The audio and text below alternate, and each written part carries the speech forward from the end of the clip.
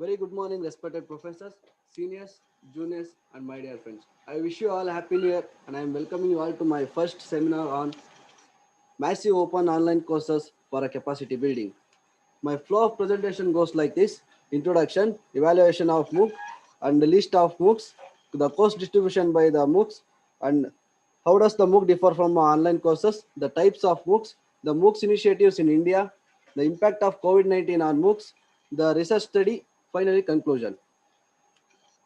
Coming to the introduction, the education is a prime factor which is responsible for growth or development for any country. So the countries are facing the more problem to provide the quality education to the large number of the people, such as the infrastructure, lack of infrastructure facilities, and faculty shortage, etc. In order to overcome these problems, a massive wave of opportunities knocked the door to the formative education in a form of a MOOC, which stands for the Massive Open Online Courses. This revolutionary step towards providing the versatile education to the large number of the people has given the better result. So, for the first time, technology and digital content have been come together to address the large number of the people. So, let us know the evolution of the classroom. As we all know that in ancient days, the Guruji used to preach his disciples under the tree. After that, the classrooms were came into existence with the chalk and talk method. As the time passes, the many teaching methods came into existence with the modern classroom with the internet facilities like our Dorkinatal. So, for the convenience to the learner to learn at their own pace, the MOOCs came into existence. With this brief background, the present seminar has been conceptualized with the following objective. The first one is to study the concept of MOOC. Second one, to know the MOOC scenario and initiatives in India. And final one is to review the research study on MOOC. Coming to the concept of the MOOC, here the MOOCs are the free and online courses. It's open for everyone. It's the most affordable and flexible way to earn the new skills and the knowledge. So here M stand for massive, O stand for open, another O stand for online, and C stand for courses. Here the each word has its own meaning. Coming to the massive, the registration is unlimited. Maybe it's 100,000 or a lakh. Coming to the open, its enrollment is open for everyone, so there is no much difficult procedure in a registration. So you can get enrollment by giving a single click. Coming to the online, the MOOCs are offering the courses over the internet, so anyone can access anywhere based on their convenience. So coming to the courses, the primary aim of the MOOCs is to provide the particular courses for a particular period to the large number of the people. So there are several definitions have been put forth by several authors. So according to the Builder and Jansen 2015, the MOOCs are online courses designed for a large number of the participants, can be accessed by anyone, anywhere, as long as they have internet connection. And these are open to everyone, without entry qualification, and offer a full or complete uh, courses experience online for a free. So let us know the evolution of the MOOC. So these three people, the David Cormier and George Siemens and Stephen Downey, they called the first book during the year of 2018, and they called it as connectivism and connective knowledge. And these three people are responsible for coining the word MOOC. So in the year 2011, the professors of Stanford University, Sebastian Tarun and Peter Norving, started one online course on artificial intelligence. So, started one online course on artificial intelligence. So they have observed that 1,70,000 people participated on that course. After that, they left the Stanford University and started their own venture called Udacity during the January 2012. So soon after, in April 2012, colleagues of Stanford University, Daphne Koller and Andrew Neck started one MOOC platform which is called Coursera with the theme of education for everyone. The currently it is the most popular and toppest MOOC provider. So during the year 2012, the many MOOC platform came to existence, so that the New York Times has declared the 2012 is the year of the MOOC. So during that year only, the MOOC summit was held at Switzerland. So in recently, the first MOOC Global Conference 2020 was held at Shinguna University, China, with the theme of learning revolution and higher education transformation. So the MOOCs platform have been categorized into commercial and non-profit. Under commercial, the Coursera, Canvas Network, Udacity, and Mogul and VizIQ. These are the most popular platform which is providing the good number of the courses to the large number of people. Under non-profit, the EDX, Khan Academy, and Stanford Online, NPTEL, and peer-to-peer universities also providing the good number of the courses to the large number of the people. So here the MOOCs has mobile applications also. The one is Coursera app, uh, another one is Khan Academy app, and Moocs for you, and uh, the group MOOC app O, and Agmook and Soyam. Here the Agmook and Soyam are the Indian initiative applications. So I will explain this in the further slides. So according to the class center, the currently the 180 million people have registered to the Agmook, the MOOC platform, and 950 universities offering the more than 16,000 courses to the large number of people with the 67 MOOC based degrees. So what are all the most popular courses in 2020? Here you can see the Google IT automation with the Python, the science of well-being, and IBM data science, machine learning, and Python for everybody. These are the most popular courses which are offered during 2020 under the platform of Coursera. And coming to the EDX, Introduction to Computer Science and Artificial Intelligence were the popular courses. Coming to the Open to Study, Principle of Project Management and Strategic Management are the popular courses. And coming to the Udacity, Introduction to Statistics and Introduction to Computer Science were the most popular courses which are offered in the year of 2020. So here this pie chart shows the courses offered by different MOOC provider. Here you can see the 20.4% of the courses offered by the MOOCs based on the business only, and followed by the 19.3% of the courses based on technology, and 11.4% of the courses based on social science. And this pie chart shows the extent of course distribution by the different MOOC provider. Here you can see, as I earlier told, that the Coursera is the toppest and most popular MOOC provider. Here 36% of the courses being offered under the platform of Coursera, followed by EDX 16% and Canvas Network 8.4%. So even though there is a difference between traditional online courses and MOOC, under traditional online course include the scheduled live lecture, but under the MOOCs there will be a pre-recorded study videos, so they can watch anywhere, anytime based on their convenience. So under traditional online courses, the next content is locked until the student finishes the current one. Here the student finish the current activities to go further, but in a MOOCs it's not like that. there will be a series of study videos, so they can go through any one based on their wishes and their convenience. Under traditional online course, the classes typically learn at the same place, but under the MOOC, it is a self-paced learning, and here feedback based on the instructor, and under the MOOCs, the feedback is depend on other course learner. So how does MOOC differ from online courses? Even though the massive open online courses and online courses both are online courses, but there is some difference. Coming to the online courses, so there will be a restricted number of entry, but in a MOOC, it's open for everyone. So registration is open for everyone. So in order to get enrollment in online courses, we need to pay before the enrollment. But in MOOCs, it's not like that. Uh, Enrollment is free, but they may charge for accreditation. And course content will be found all over the internet under the MOOCs, but in the online courses, the course content will be found with the course taker. So for the MOOCs, they do not require any requirements like caste, gender, education, etc. But online courses, it's all necessary. So coming to the characteristics of MOOC, it's focus on social media and peer support. Here the learning by discussion. And coming to the second one, here the users multimedia and online education tool for providing the quality education to the large number of the people with the high quality study videos and e-learning materials. So even though this MOOCs has a high rate of enrollment, but it has a low completion rate. So other characteristics of MOOCs, it's open. The participation in a MOOC is free and open for everyone.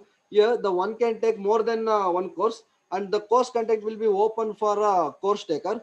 In coming to the participation, the learning in a MOOC enhanced through the participation in a both creation and sharing the personal contribution with the others.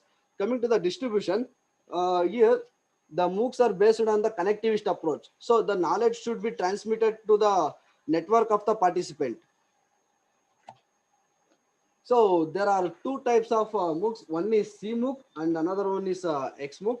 So here C stand for connectivist and X stand for extending, but it also called as interactivist MOOCs, and here C also called as the Canadian MOOCs, because the founder of the MOOCs, the three people are Canadian. So it's also called as Canadian MOOC. So let's know about CMOOC. Here CMOOC, it is based on the principle of theory of connectivism, because it connects the people from all over the world with this discussion forum, and it emphasizes on creation, creativity, and social network learning, and it mainly focus on knowledge creation and knowledge generation.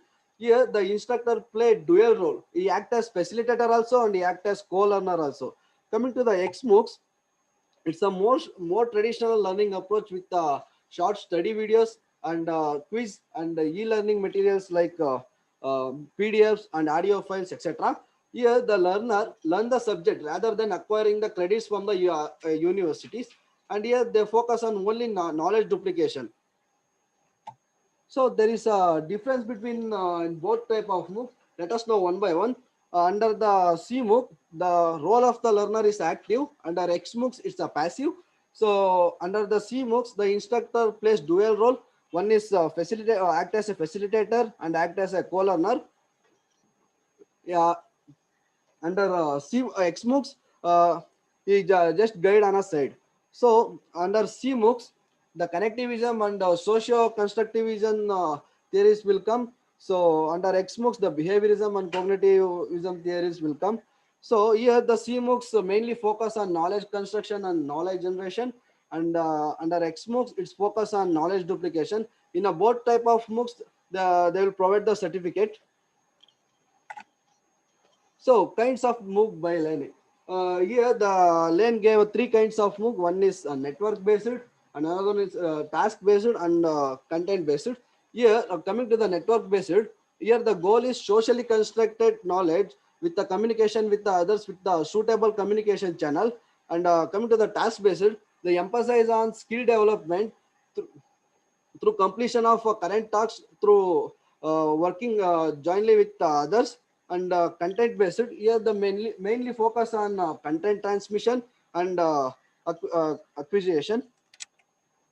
So who are all attending the MOOC? Here you can see the MOOC learner profile. One is vocational learner and educators and researcher and higher education students and hobby learner used to take courses on MOOC. So, what is the need of the Moog in India? As we all know that India is the second largest populated country with more growth of youth population who cannot uh, following the normal tradition due to the various reasons. So, however, they have to increase their knowledge and the skills. So, MOOCs is necessary for India. So, here you can see the Indian student stands second in the position in terms of getting enrollment to the MOOC platform. And Coursera is the largest MOOC provider. Currently, it has 1.3 millions of the Indians on its platform only.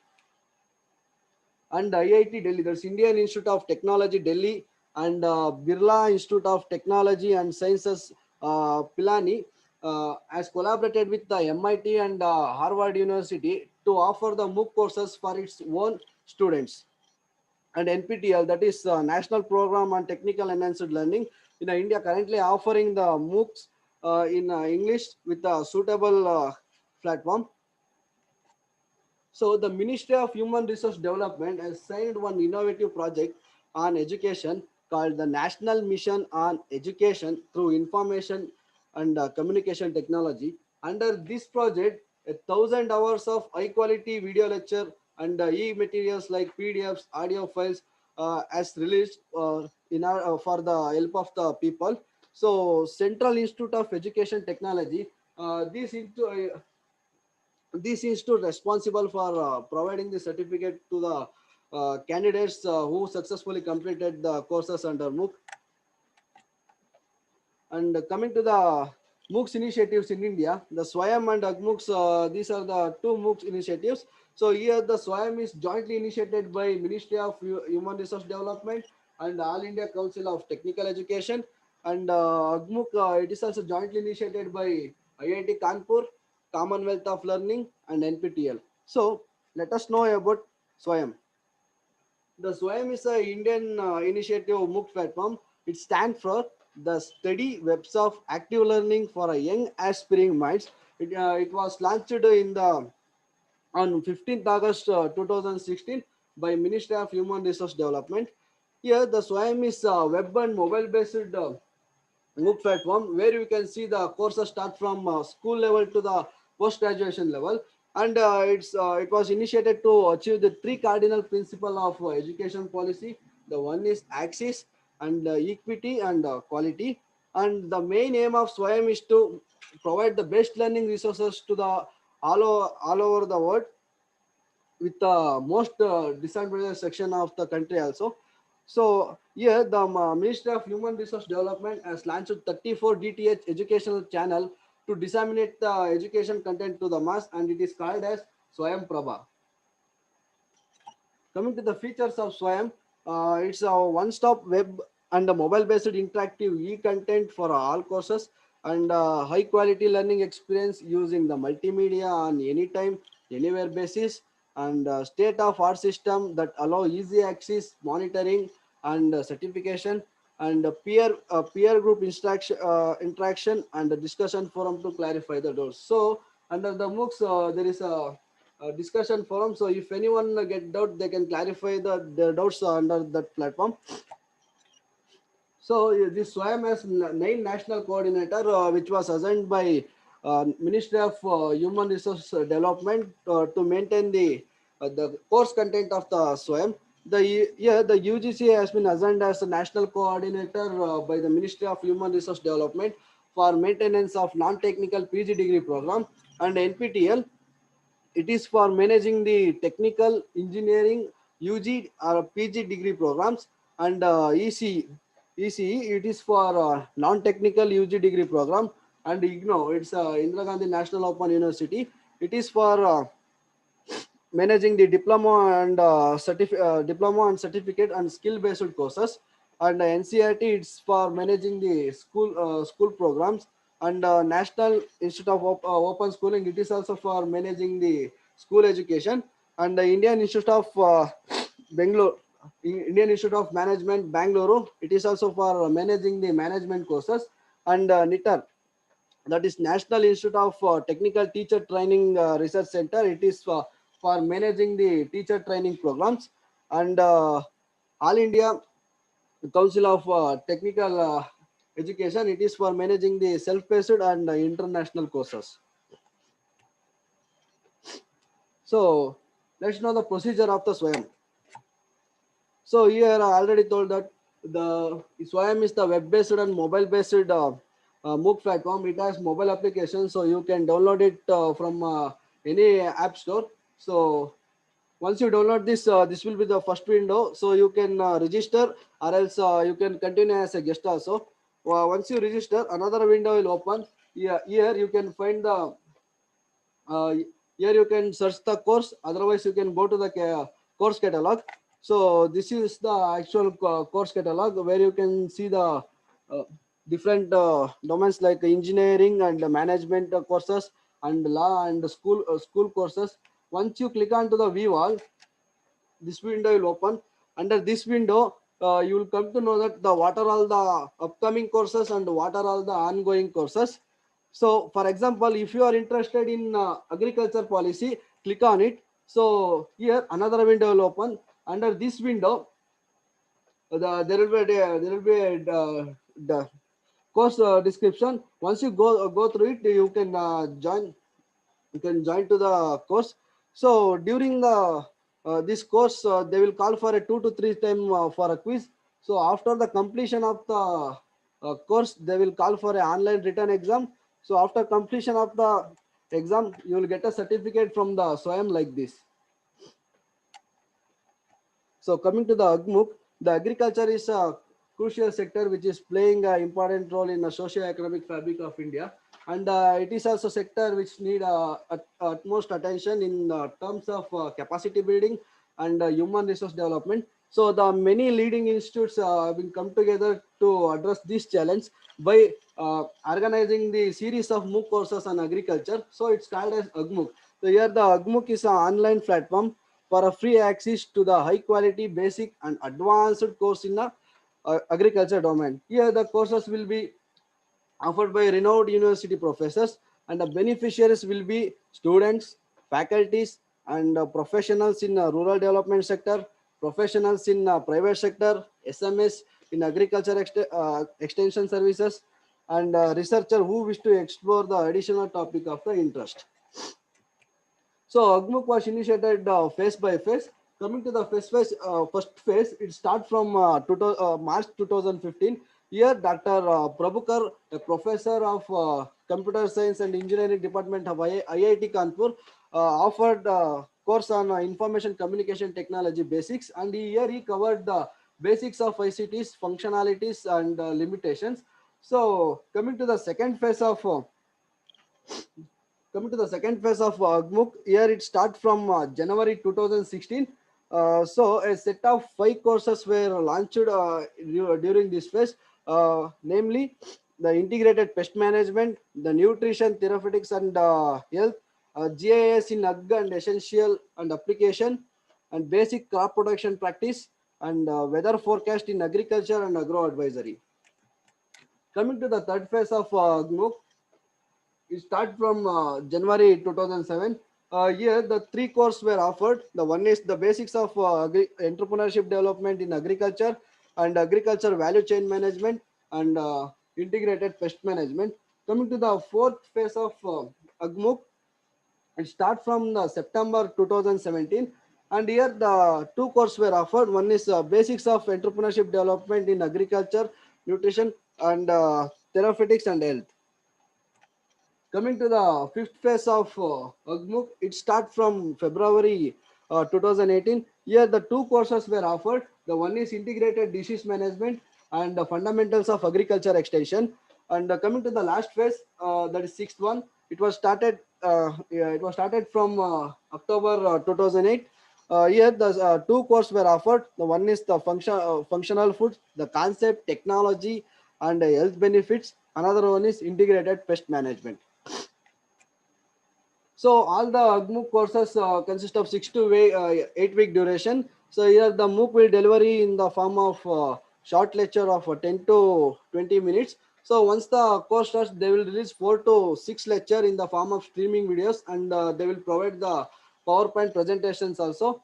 And once they complete the course, they will get a certificate from a Center for Development of Technical Education with IIT Kanpur and NPTL.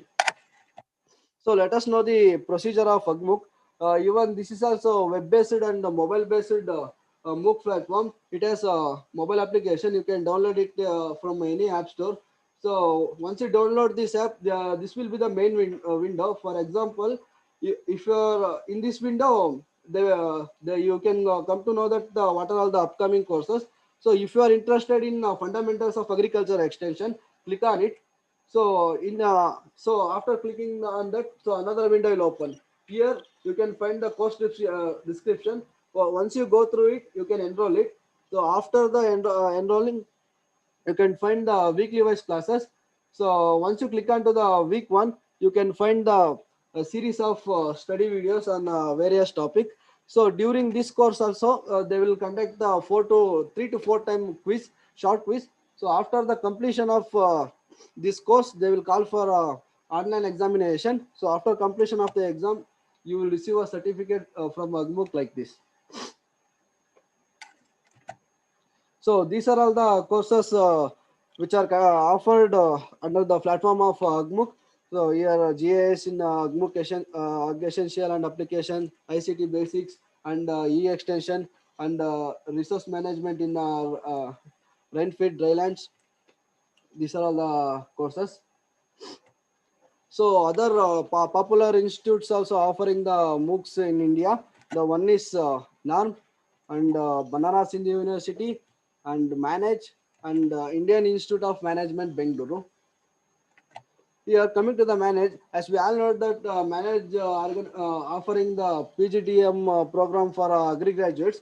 So here coming to the online course, it is also offering the courses in the name of PGDM on MOOCs. And during the lockdown, the NARM was also organized the MOOC on psychology of the learning. So due to COVID-19, the lockdown was imposed all over the due to COVID-19 lockdown was imposed all over the country. So due to the lockdown, every activities get shut down. So and it also provided the free time for the learner to learn at their own pace with the help of the internet. So let us know the impact of COVID-19 on MOOC. So ongoing pandemic has increased the interest in online education. Here the MOOC provider has seen the drastic growth in visitor. Coming to the Coursera, before lockdown in a month of February, there were only 27 million visitors to the Coursera platform. But during the lockdown, in the month of April, the 74.6 million people were visited to the Coursera platform. And coming to the EDX, before lockdown in the month of February, there were only 12.6 millions of the people visited to the EDX platform. But during the lockdown, 34.9 34.9 million people were visited to the EDX platform. So here, this table shows the impact of COVID-19 and the new register of learning. So during 2019, there were only 8 million of the people registered under Coursera platform. But in 2020, 31 million people were registered under Coursera platform. Coming to the EDX, during 2019, there were only 5 million people registered under the EDX platform, but in 2020, 10 million people were registered under the EDX platform. So benefits of the MOOC can be seen based on the structure and experience of the MOOC courses. So here, coming to the structure, as name suggests, the MOOC are free and open for everyone, and it's learning is informal at the participant one phase. And coming to the experience, here the knowledge is shared and viewed and supported by the participant. So and another one is the outstanding professors and the industry leaders reach out to the students across the globe. So even limitations also can be seen in both structure as well as experience. Coming to the structure, so there will be no engagement in a real world, and technical difficulties hinder the in completion of a course in time. And coming to the experience, academic dishonesty due to the lack of supervision, and the students are responsible for their own learning. Coming to the research studies, Tamiraju and others conducted the study on impact of massive open online courses on capacity building. Coming to the methodology, the logic model was used to study the impact of MOOC on the attitude, skills, and knowledge. Here, the logistic model is a popular method used to evaluate the effectiveness of the program, and the model describes the logical linkage among the program resource and activities, outputs, and long-term outcomes related to the specific problem or a situation. Here, it's an illustration of a sequence of a cause and effect relationship, a system approach to communicate the path towards a desired result. So here the table one shows the enhancement in the professional efficiency after 6 months and after completion of the course. Yeah, it was in the range of 29.2% to 36.6%, but it was in the range of 24.2% to 42.4% at the end of 24 months. So table 2 shows that the impact of a MOOC on social networking. Here, nearly 71% of the people said that the establishment of networking is easy with the other online learners, and it was slightly decreased by the end of the 24 months. And table 3 shows the changes in the learner's perception. Here the data was obtained after 6 months and after 24 months of course completion. Here uh, the participant gave more importance to the flexible learning, and followed by the motivation to teach effectively, and convenience of learning, and favorable attitude. Second research study done by Krishna Yadav during the year 2015 on the Mobi MOOC, a massive open online course on horticulture, an effective study, Uttar Pradesh State, India. Coming to the methodology, a stratified sampling method was used to select selection of respondents. Here, the students of the agriculture universities and practicing gardener were selected as respondents.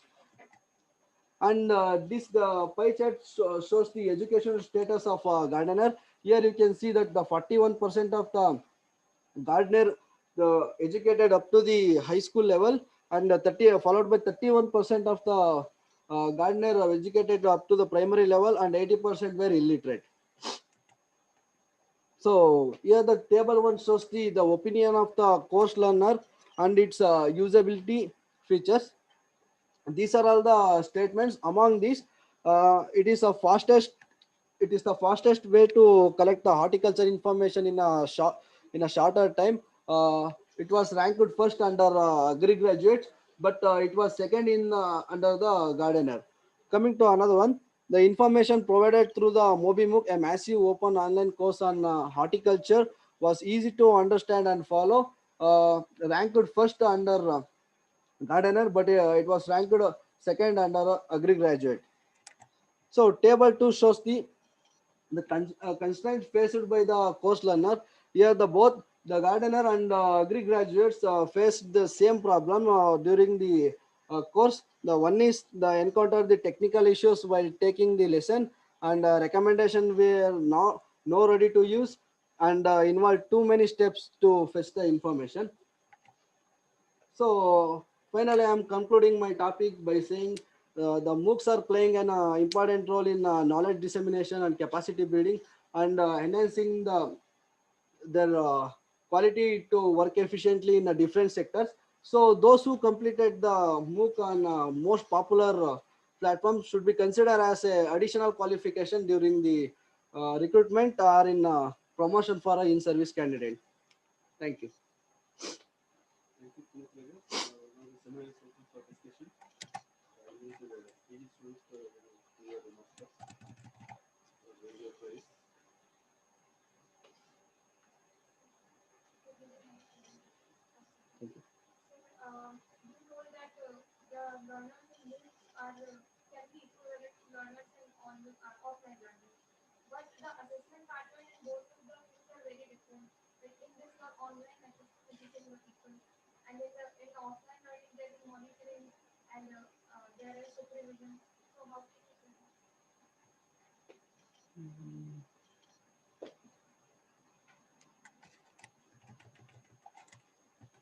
See, for example, take this PGDM MOOC courses.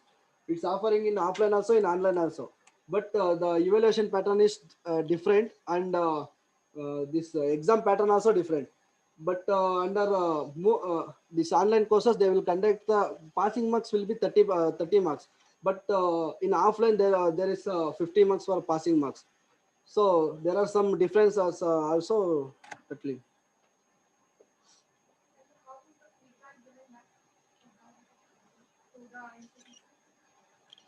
to cross provider through the that chat section, you can provide the feedback there.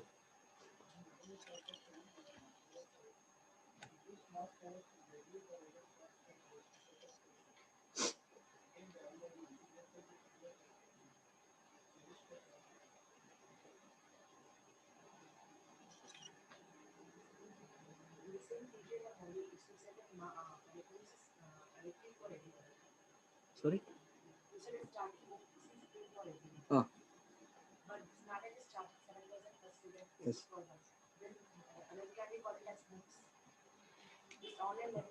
Madam, majority of the Moocs are offering the courses as a free. I think you might have will get one mail from our department also. That Swayam, its enrollment is free, but they will charge for a certification. So I told that the majority of the Moocs are offering the courses for a free of cost. Not all.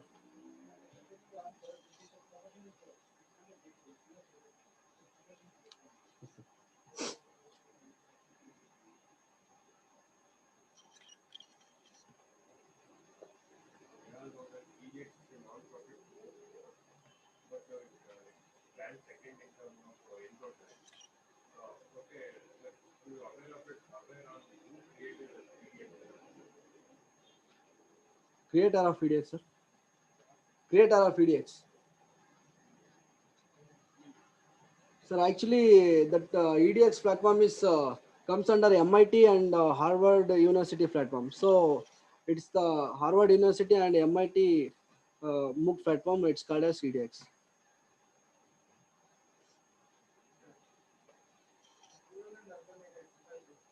Huh? Ah, ah.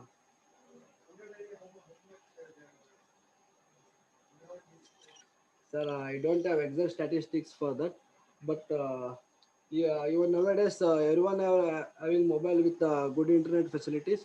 So if they are aware about it, they can attend. Sir. Ah,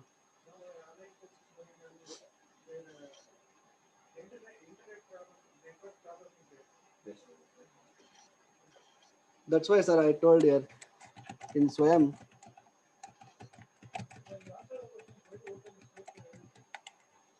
So another Swayam, this main aim is to provide the best learning material to the all over the world, with the disadvantage section of the areas also. But they are trying to give.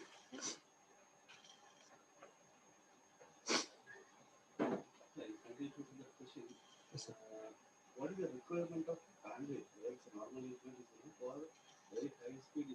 It's a normal medium speed, sir. Yes, sir.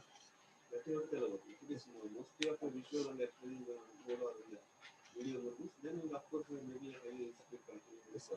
It's required a good bag. Yes,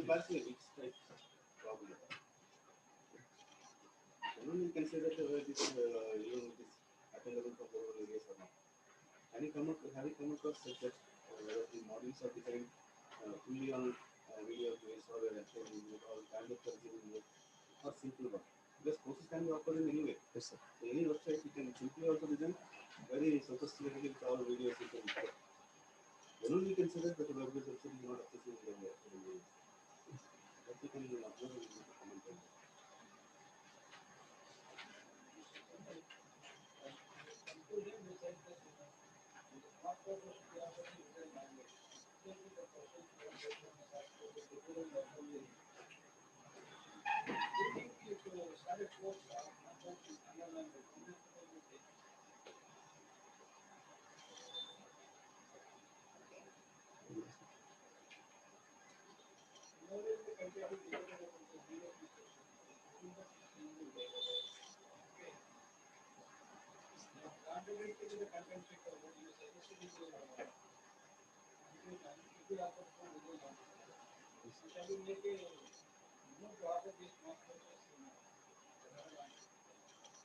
So it will be helpful for many of our Canadians if you offer. It's for everyone. Yes, sir. No, then what is the definition of massive? What is the range? There's no limit. That depends upon. See, massive depends upon the person who is offering. Yes, Any definition says about the massive, you are telling about massive. So massive is within lakhs or billions or trillions. yes, Then only we can say that it is coming after or not. So, see, for example, in our university, we may be covering in thousands in this resolution percent. But when this platform comes, then we may reach millions. Then it becomes a massive only. yes,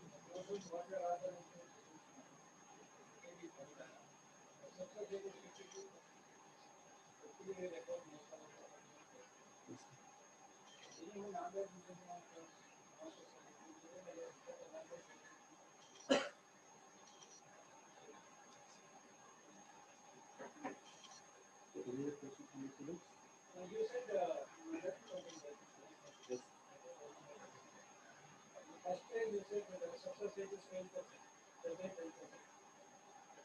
Yes.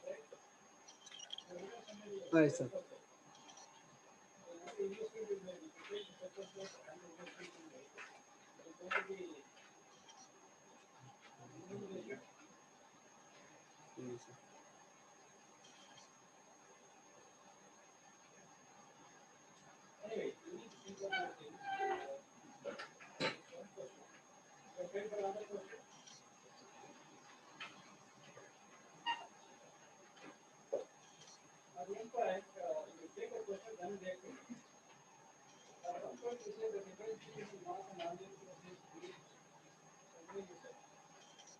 sir. Yes, yes, sir.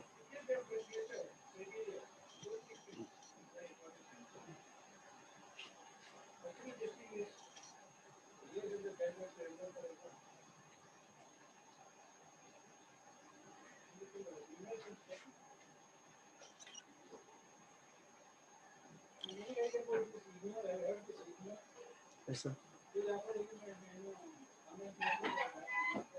Yes, sir. Mm, yes, sir. Yes, sir.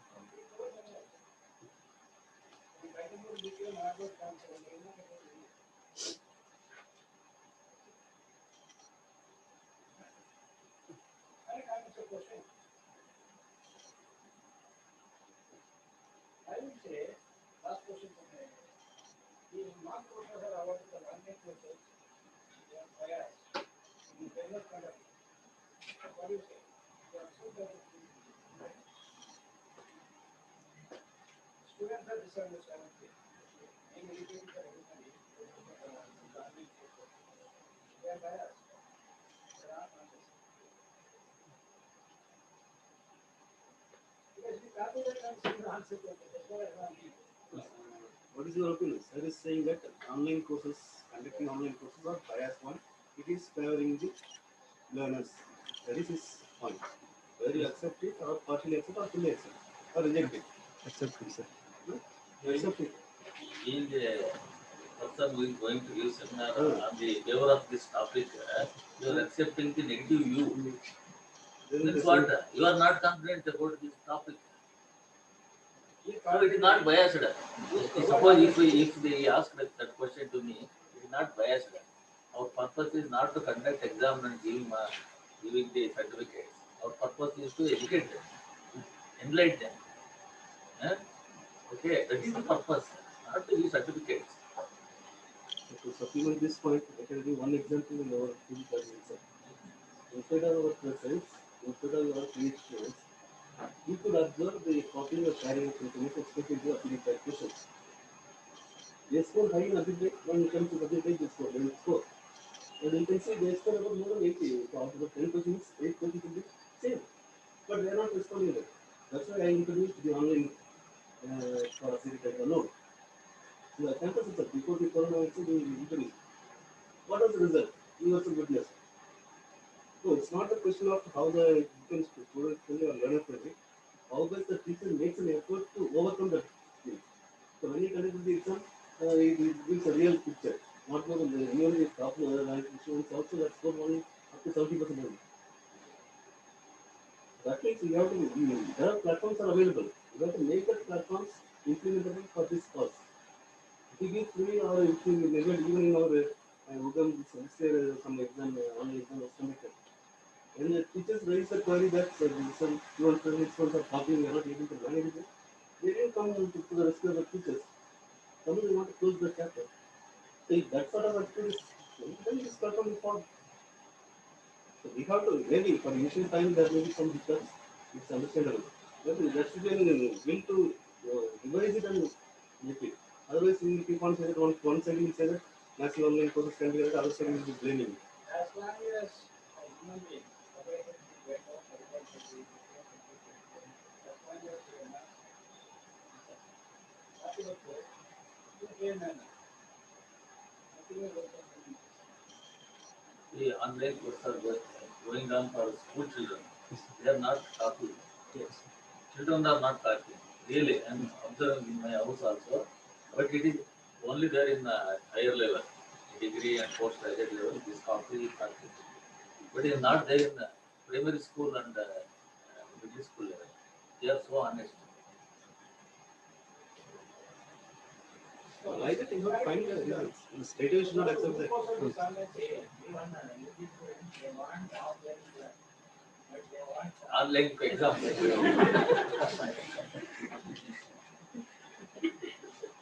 why? They want easy grades. This even last week I told you what we got is going to starting. I thought about it, I will go to it. But when I saw it, they put up the camera. Not the phone, sir, that works, sir. Yes, it's a lot of and you know, question is when you have one number. I tried hard to print the marks, but they were to say, sir, they gave the books, what I should take on. That's okay. In our seminars, we have the examples. Many people are floating. We are always, at a time, there will be only 20 people. I will be joining, I will be moving. And when we introduce the lockdown concept, then only people are aware of it.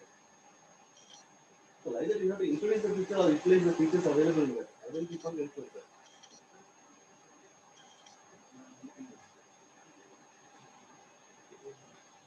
Any queries from the teachers, please? Sir. Presentation. Can the skills be taught in the Yes, sir. Actually, there is a lot number of skill development programs are there, sir. Programs are there, but whether it is really creating skill development, this is good because even in the practicals also very limited time, very limited opportunities to focus on the students' skill achievement. As what these questions through online and the teacher and student are not directly connected many times to the recorded one, they will be virtually. So that skill development is possible. Sir, it is possible, sir. Yes, I think what type of skills? Only conceptual skills can be given, not physical skills. So we can differentiate skills. Okay, management skills, managerial skills. These skills can be given.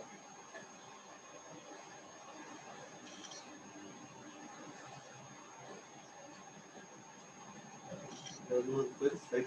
Sorry, we move on to the next thing.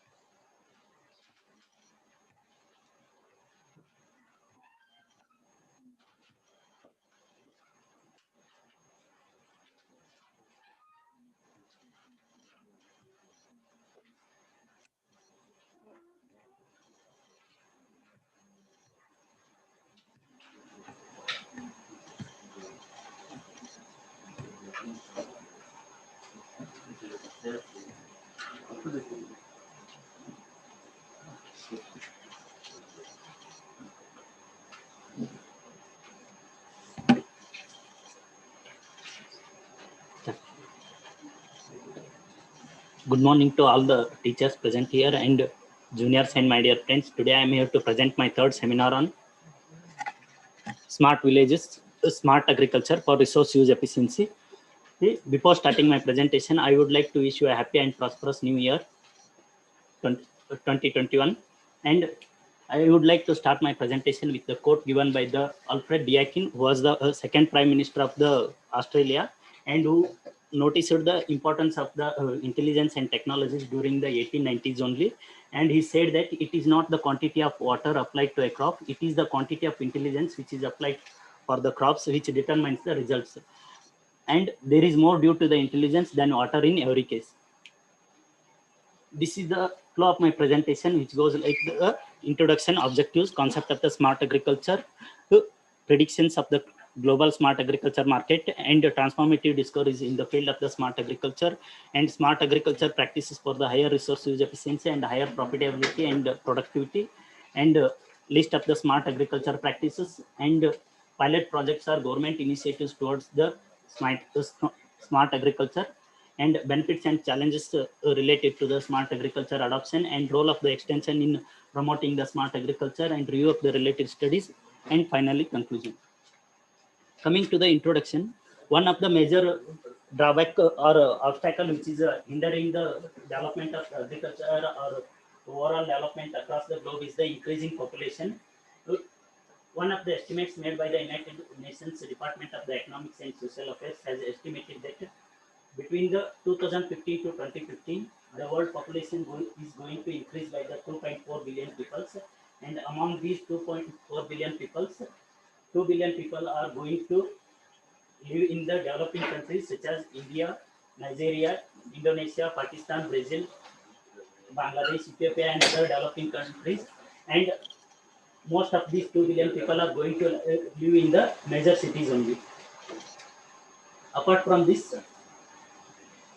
one of the estimates made by the Food and Agriculture Organization also estimated that if the present trend of the consumption and economic growth continues, the world's agriculture production should have to be increased by the 60% to feed the increasing population by 2050.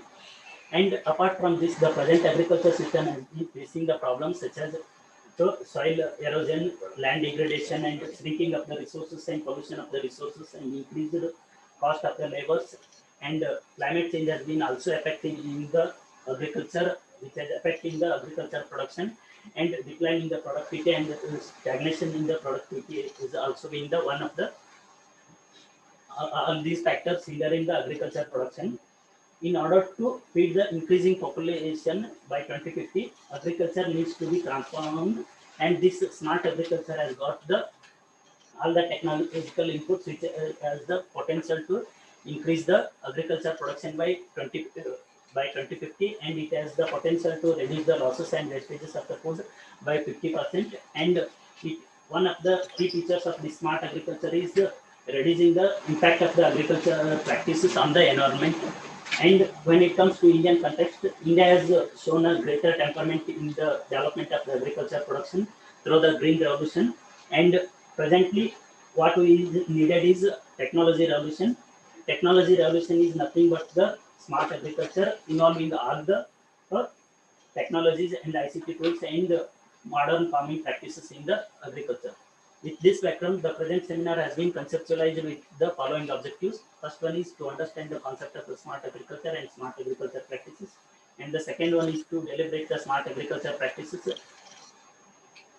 And the third one is to review the case studies or research studies related to the smart agriculture.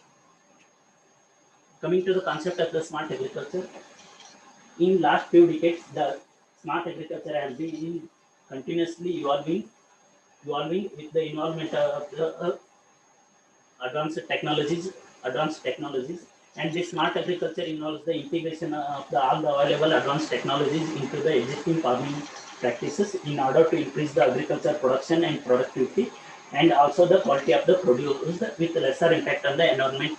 So, for example, by involving the sensor technology, software applications, mobile-based applications, and data-driven tools in the field of the agriculture. And this smart agriculture mainly focuses on the providing the inputs or applying of the inputs as and when needed to the plants. With the modernization of the agriculture, the smart agriculture, the different terms such as smart agriculture, precision agriculture, smart farming, and digital farming have been used differently, have been used interchangeably, but these all terms have a certain difference in their meanings. When it comes to the smart agriculture is a combination of all these terms such as precision agriculture, smart farming, and digital farming. And precision agriculture is one of the modern farming practices, which is farm management practices, which mainly focuses on the optimum utilization of the resources in the agriculture. And coming to the smart farming is involves the involvement or application of the ICT tools and the data-driven tools in the farming for generation of the data and making the decisions. And digital farming is mainly concerned with the use of the digital technologies for the automation of the activities based on the decisions made in the smart farming. Hence, smart agriculture involves the collection, storage, analysis of the data through the satellites, drones, or farm robots, and other technological advancements, and uh, and making the farm operations automatic. And smart agriculture practices are the practices which may be the which are used in the smart agriculture, which are helping the farmers for increasing their agriculture production and productivity sources which have a less impact on the environment. And these smart agriculture practices may be the tools, techniques, or any practices which reduces or cuts the cost of the cultivation and increases the income or profitability of the farmers. When one of the study conducted by the Technavia has indicated that the global market for the smart agriculture has been growing at the compound annual growth rate of 12%, and with the incremental growth of $658 million between 2017 to 2022, and the major share among the global market is going to be held by the American countries with the 41%, and key driver or key factor which is driving the agriculturist towards the automation is increased adoption of the robots in the field of the agriculture. And another study conducted by the Variant Market Research has indicated that the global agriculture market has been going to be growing at the compound annual growth rate of 14.1% between the 2016 to 2024.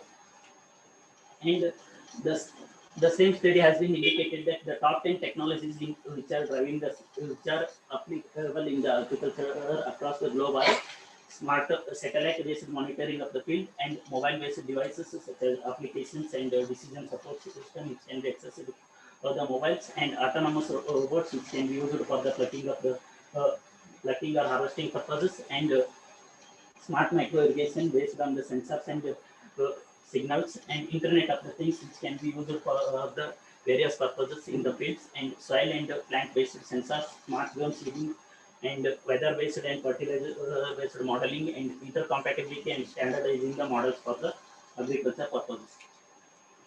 Let's discuss about some of the transformative discoveries which can enable the agriculture more profitable and more smart through the automation. First one is the Internet of the Things. This Internet of Things is nothing but the connecting of the connecting of the connecting of the different activities through the use of the sensors technologies or software in which the information is automatically accessed by the farmer or agriculturist through the simple device or mobile through his mobile, which helps in making the farm operations more automatic. This IoT can be utilized in agriculture for field monitoring, crop yield analysis, and application of the fertilizers based on the soil fertility status, and diagnosis of the diseases, and auto spreading of the pesticides and fertilizers. Coming to the global market for the Internet of the Things has been estimated that it is growing at the compound annual growth rate of 14.7% between the 2018 to 2025, and around 48,740 million US dollars is going to be held by this Internet of in the agriculture market with respect to the smart agriculture. Coming to the artificial intelligence is nothing but instilling the intelligence into the machines so that they can take the farm activities on their own. So this instilling of the intelligence is mainly concerned with the cognitive functions such as planning, learning, reasoning, or problem solving. And global artificial intelligence market in agriculture sector has been estimated as it is going to be grow at the 22% compound annual growth rate by 2021, and at present it is growing at the 18% across the globe. And key driver for this one is the increased rate of the adoption of these by the farmers, and the main reason behind the adoption of these artificial intelligence in the agriculture is they are helping the farmers in maximizing their profits. Blockchain, this is one of the recent technological advancement which is mainly providing the transparency in movement of the goods through the digital record by keeping a digital record, and by mapping of the data, the users in this the users of the technology can access to the information and anywhere, just simply scanning a QR code or barcode. And this blockchain has several uses in field of the agriculture, which maybe this blockchain can be used for various purposes in agriculture, like monitoring of the field and overseeing of the farm inventories, and it helps in supply chain management effectively. One leading example in India which is working on the blockchain technology is the Ninja Cart, which is the leading provider of the supply chain of the fruits and vegetables, is working on this technology, and it helps in modernizing the agriculture farms, and it also helps in optimum utilization of the resources, and it also promotes the fair pricing, and the the farmers can come with the cooperative farming or community based farming in order to access to this technology, and this provides the greater accountability and to the farmer, to the multinational companies, and it also helps in incentivizing the. Coming to the robotics is the science of studying about the robots and development of the robots and their application. And a robot is any machine which resembles the human beings and that has the capability to replace the human activities. And drones, and as you see in the images, the robots are replacing the farm harvesting activities with the robots, humans activities, and robots are used for the plucking of the vegetables. And these autonomous drones can also be used for the various purposes such as crop monitoring, monitoring of the field, and it can be also used for the soil analysis, and it can also be used for the irrigation management through the monitoring of the field. And autonomous swarms are the recent advancements in the field of the drones, and which involves the both the swarm robotic technology and blockchain technology. This is mainly concerned with the usage of the multiple same robots, multiple copies of the same robots for carrying out the farm activities on a large scale at the same time, and they work independently. And coming to the artificial intelligence of things, as we discussed, artificial intelligence and Internet of Things are the two powerful technologies individually, but they are helpful in making the decisions and providing analyzing the data.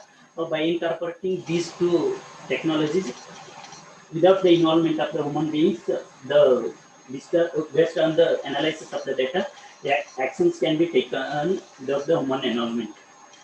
Coming to the big data is the combination of both the analytics and technologies in the field of the agriculture, which helps in making the decisions to the farmers through the smart analysis and smart plan and sensing and monitoring of the fields.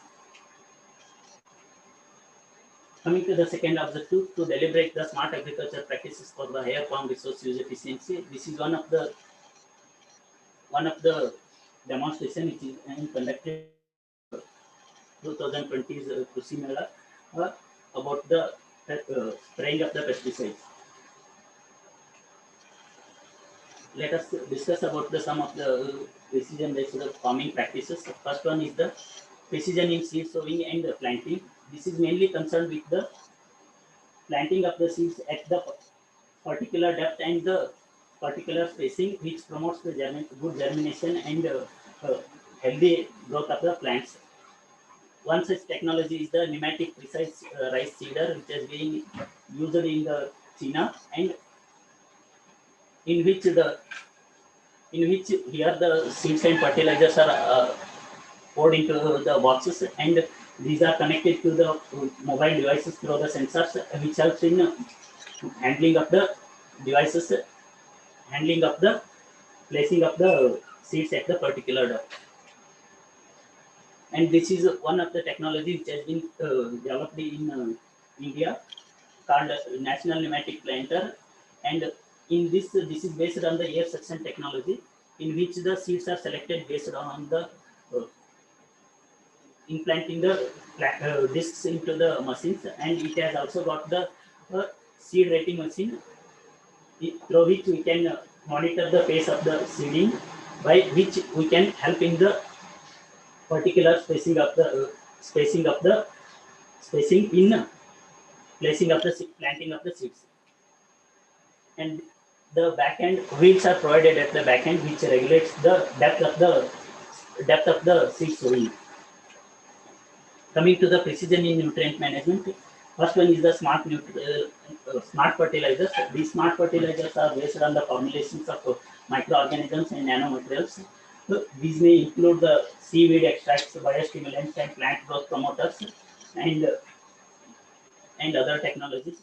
One of the key features of these smart fertilizers is they will release they are they may they mainly focuses on the controlled release of the nutrients in the demands of the plants. And the usage of these smart fertilizers has showed the use of the phosphate usage by 50 to 20, increasing yields by 10%. And smart micronutrients has also usage of the smart nutrients has reduced the consumption of the micronutrients up to 90%, and farmers' income is raised by the 15 to 20% through the use of the smart fertilizers. And second one is the leaf color chart. This is a simple device which is based on the colors which can be used for the measuring of the leaf color using the provided device, and it helps in determining the color of the leaf based on the color of the leaf. If the dark in color is, it is excellent management of the fertilizer, and if it is green, it indicates the nitrogen to be applied to the plant, and if it is pale green, it indicates that the need for the nitrogen application immediately, and if it is a very light green or green, indicates that the nitrogen fertilizer should be applied in a maximum quantity. And the studies have indicated that through the use of the leaf color chart, nitrogen supply can be reduced by the nitrogen fertilizer usage can be reduced by 10 to 15%. Coming to the NDVI sensors, this is one of the technology called the normalized difference vegetation index, developed by the International Rice Research Institute, which mainly focuses on reducing the nitrogen losses by reducing the nitrogen consumption by 15 to 20%. It is a it is a tool widely used in the precision agriculture based on the NDVI tool. NDVI tool. NDVI tool is a device which is used through the mobile, which helps based on that it gives the values. Based on the values provided, the fertilizer application is decided by the farmers. Coming to the nutrient expert is one of the decision support system which is developed by the SNET and International Plant Nutrition Institute, and this works on the principle of the site-specific nutrient management principles, and it helps the farmers in making decisions related to the what fertilizers to be applied to that particular region. Coming to the area displacement, this technique has been developed by the International Rice Research Institute and the International Federation for Fertilizer Development Center. In this technology, the urea is made into the briquettes of 1 to 3 grams, which are placed at the depth of 7 to 10 centimeters, which reduces the nitrogen leaching up to 40% and increases the urea efficiency by 50%. And it also increases the yields by 20% and 25% increase in the urea use. Coming to the efficient water management practices, and when it comes to India, the agriculture production has been increased with the involvement of the efficient water management practices in the rainfed areas, and it has been moved it has developed very greatly. And when we compare the efficiency of the different irrigation management practices, if we follows the check basin method, there will be 40% of the irrigation efficiency, and if you consider the sprinkler, it gives about 80 to 85% of the irrigation efficiency, and drip irrigation gives you about 85 to 90% of the irrigation efficiency, and smart irrigation systems will give you more than 90% of the irrigation efficiency. According to the International Water Alliance for the Water Efficiency, which techniques used are based on the two technologies, that is sensor-based control and signal-based control. In the sensor-based control, a locally installed sensors will provide the information based on the automatic. Based on that, the automatically irrigation scheduling has been fixed automatically through the use of the local temperature, rainfall data, and moisture of the soil. And in signal-based control, the irrigation scheduling is based on the weather updates provided by the mobile phones, radios, or web-based applications.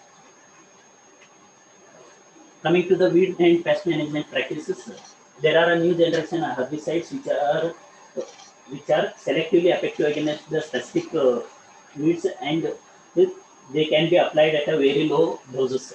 For example, a ladis is sprayed in the maize whose composition is tembatrion, and similarly in rice, pyrazosulfuron is effective, ethyl is effective against the weeds in the rice. Coming to the herbicide-resistant crops, herbicide-resistant crops are the genetically modified crops, which have the capability to produce the chemicals which kill the weeds surrounding it without affecting the main crop. For example, which are leading genetically modified crops across the globe, and in India only BT cotton has been approved by the government for cultivation, which is effective against the pink bollworm. And apart from this, the automation in the weed management and spraying of the pesticides can also be followed, as you see in the images, through the robotics without a driver. And coming to the resource conservation practices, one of the important technology which works at the root level at the land preparation is laser-based land leveling, which promotes about saving of the irrigation water by 20 to 20%, apart from increasing the efficiency of the utilization of the resources, nutrients, and informed irrigation and better crop establishment. And raised bed planting, this is raised bed planting refers to the growing of the crops in row geometry and irrigating the crops in the furrows, which helps in saving the water by 30 to 40%. And conservation tillage is one of the practice which has been practiced from so many years without much disturbing our crops. Coming to the practices for higher productivity and profitability, organic farming, this is a type of the farming which reduces the farmers' expenditures on the integrated farming system. This mainly focuses on the combination of the enterprises which are supplementary and complementary with each other. And conservation agriculture is mainly concentrated on usage of the planting of the crops without much disturbing the soil and covering of the soil for conserving the moisture for the next crop. And crop diversification is nothing but growing of the two or more crops in the same field. In recent days, the concept of the multi-layer farming has been in a discussion with it mainly concerned with the the same time on the same land maturity period and the different harvesting time. For example, colocasia, potato, and leafy vegetables like coriander can be used with the papaya for earning throughout the year. And this concept of the multi-layer farming has been popularized by the Akash Chaurasia from Madhya Pradesh, and he has been providing the instructions and develop the models which are providing. He is providing training to the farmers in utilization of these models. And from 2.5 acres of land, he is earning around 15 lakhs every year. With the urbanization, the concept of the hydroponics has gaining a more importance. This hydroponics is nothing but growing of the crops or vegetables in a water solution without the soil, and it helps. And this helps in getting up the crops without the soil, and it reduces the moisture water use efficiency. Coming to the soil moisture and pH meter, this is a simple low-cost device which can be used by the farmers for maintaining the for irrigation scheduling and based on the analysis of the moisture of the plant and based on the analysis of the pH of the soil, corrective actions to be can be made by the farmers. And for example, based on the readings, if the readings falls in between the 1 to 3 for the moisture content, there is a need for watering of the crops. If the readings falls between the 4 to 7, it means that it is suitable for the watering, but it can stay without watering for a few more days. And if the 8 to 10 reading is shown on the readings are shown, then it is too wet and there is not possibility of irrigating the crop. Let us understand this smart agriculture concept, which the model developed by the Infosys. The agribusiness industry today faces several challenges, such as increasing demand for food, stagnant production, and shrinking resources. However, Infosys believes that rapid advancements in technology can effectively overcome these challenges. The Infosys Smart Agriculture Solution. It provides analytics-driven insights to farmers and agribusiness companies across the value chain. The solution has been developed by harnessing our agro-domain expertise and competency in IoT and big data analytics in collaboration with agriculture universities for expert inputs and concept validation. A farmer uses the Infosys Smart Agriculture Solution to make decisions at his farm in the upcoming season. John uses the crop and variety selection capability to select a crop. This feature takes into consideration the agroecological zone of John's field and recommends a suitable crop. After selecting the crop, which is called, the solution helps him select a suitable variety according to his preference. Once the crop and variety is selected, and he assigns it to a field, the fertilizer recommendation feature recommends an optimal fertilizer combination by considering the nutrient status of the soil. The applications also allow John to schedule the date of sowing. The next important farm management activity that John must deal with is irrigation. To demonstrate this capability, let us use the model farm Infosys has set up at its campus in Hyderabad, India, to experiment, demonstrate, and validate the capabilities of the Infosys Smart Agriculture Solution. The real-time remote irrigation capability analyzes soil moisture data, crop growth stage, and weather data to automatically schedule irrigation for the. The schedule is displayed on the dashboard with an option to override the system's action. The amount of water applied to the field in the current irrigation schedule and keeps a record of the historical irrigation data. Crop stress in the form of pest infestation, diseases, or weeds pose a major threat to productivity. From the images captured using smartphones or agri-specific drones fitted with NIR and RGB cameras, the solution identifies the cause for crop stress and recommends corrective action to John. This is done through image processing. Here you can see the drone flying over the field in a preset path, capturing the images. Post-harvest, the solution offers smart warehousing capability, which delivers regular updates on the storage of the grain based on grain temperature and grain moisture data. This enables John to take proactive action to control pest harvest losses. The solution's sustainability assessment feature records the impact of the crop on global warming, water productivity for the crop, and crop diversity values for the field. This facilitates the sustainability assessment of the field. Apart from farmers, the solution can also enable the field representatives of the agribusiness companies to enhance engagement with farmers, help farmers in the decision-making, promote right products, and increase sales leads.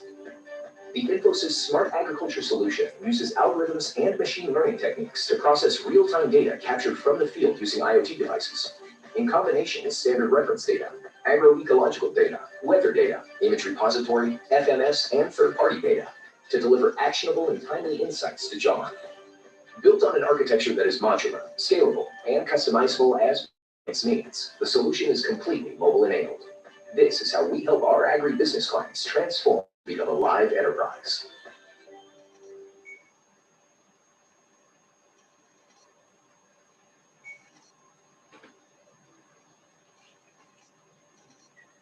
Let us move on to the list of the different smart agriculture practices.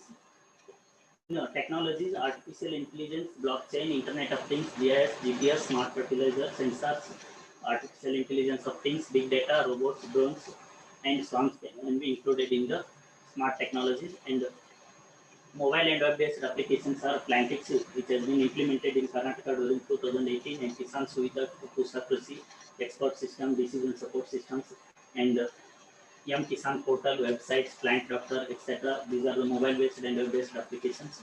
And coming to the devices, to SPAD meter, soil moisture and pH meter, leaf color chart, pneumatic planter, Kisan Raja, mobile-based motor controller, deep app developed by the IBM, are some of the devices which can be used in the smart agriculture. And coming to the methods, conservation agriculture, hydroponics, multi-layer farming, organic farming, mulching, vertical farming, integrated farming system, raised bed planting are some of the practices which can be used in smart agriculture. And coming to the some of the technologies I have listed which are suitable for the Indian context are the low-cost technology, soil moisture and pH meter can be used by the farmers, pressurized irrigation and smart irrigation technologies with the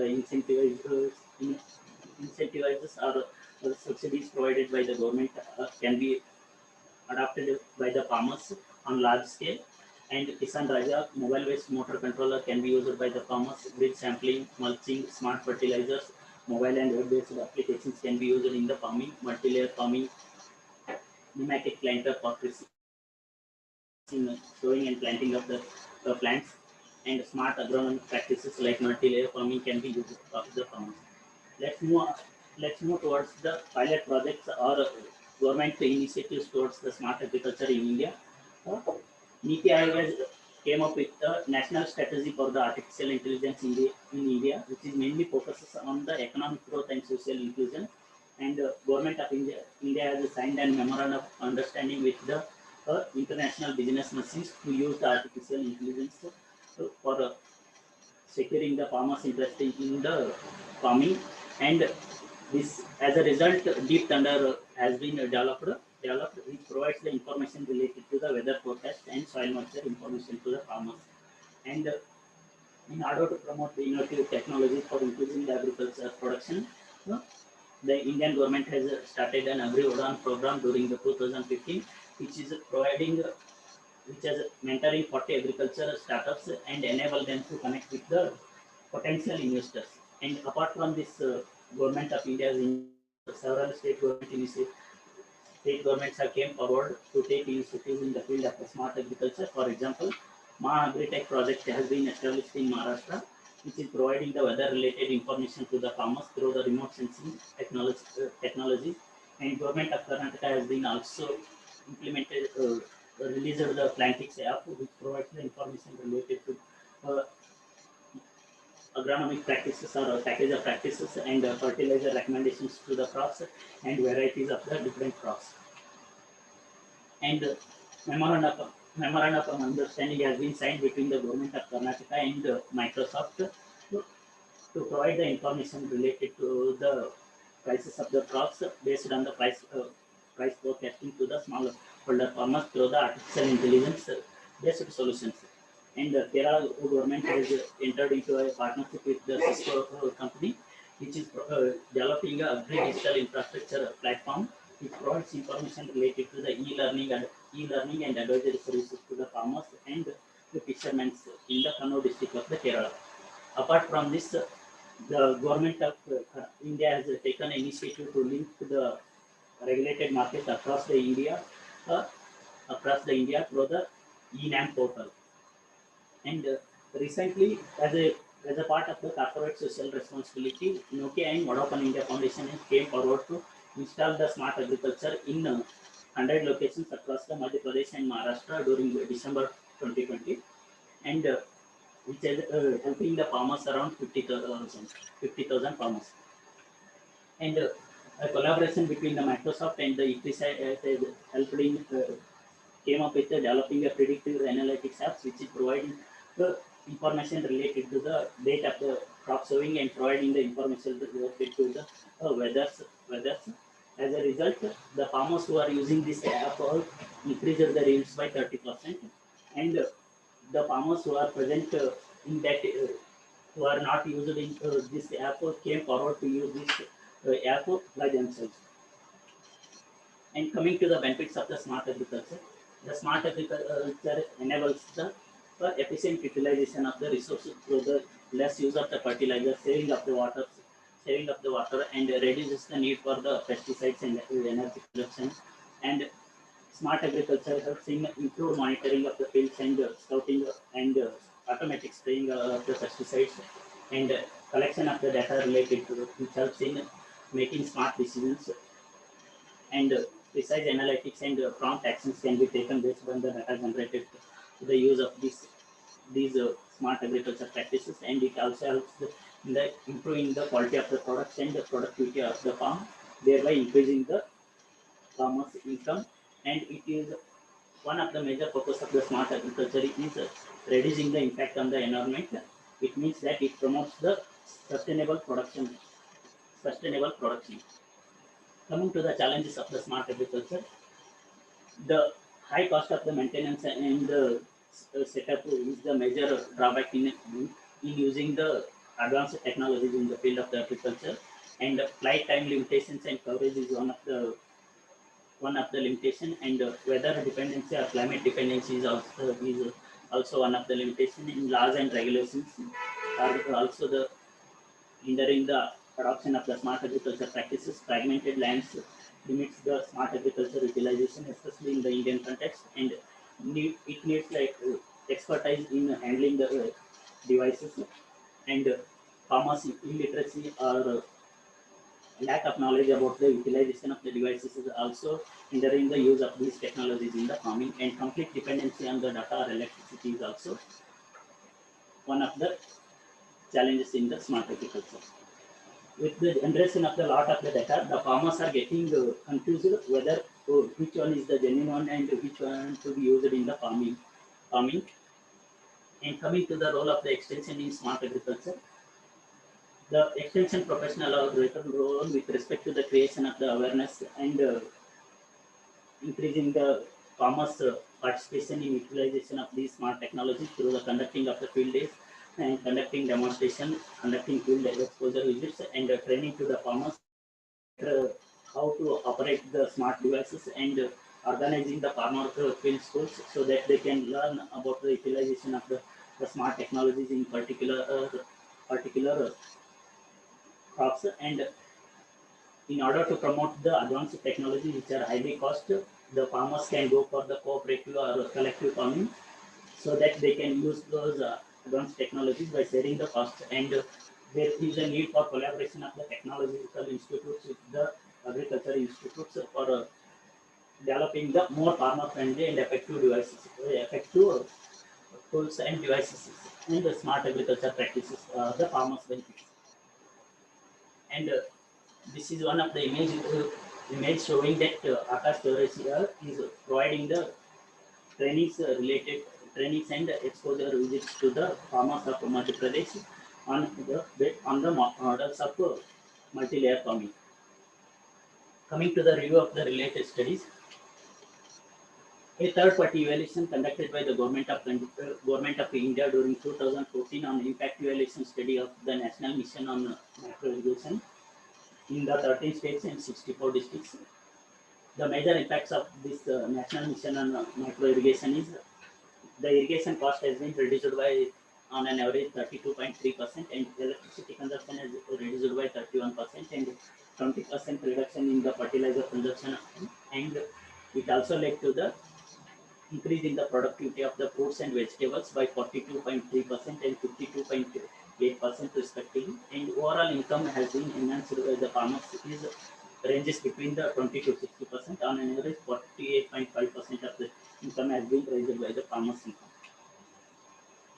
Coming to the case studies, a case study has been conducted by Nimish Kapoor on agri-boat saving water and spraying pesticides in local areas during the 2020, and he identified that through the usage of the drones, the spraying of water usage in the spraying of the pesticides can be drastically reduced from 400 liters in conventional methods to the 8 liters in through using drones for spraying pesticides for 1 acre of the land, and the usage of the drones during the low cost of the areas has found economical, with which has saved up to 500 acres of the land within 16 days, and these drones have the capacity to cover the 3 to cover 1 acre of land within 3 to 5 minutes, and this agri-boat has the capacity to cover up to 50 acres of the land in a day.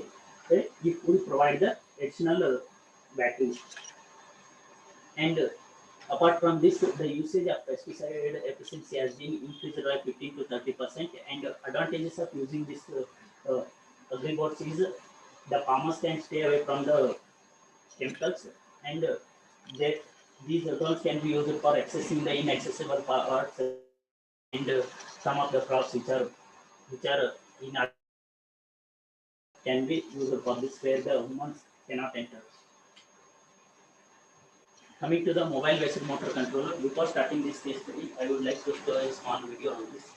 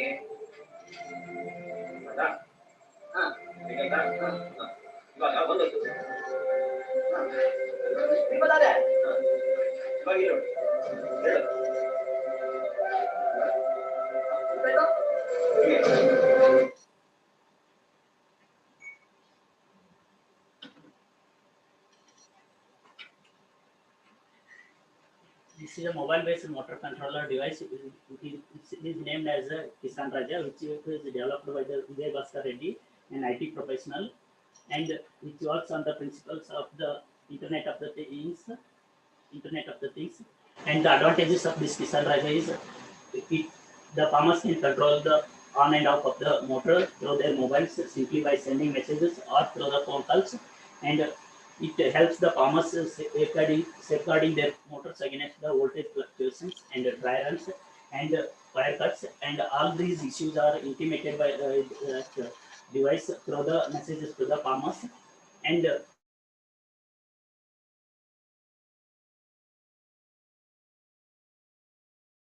five pumps with a single device, and it is also providing, in order to overcome the network issues in operating, they are providing up to 3 meters of the antenna for network accessibility, and it has also got the inbuilt timer for automatic on and off of the motor, and it also shows the status of the water being pumped through this through the motor.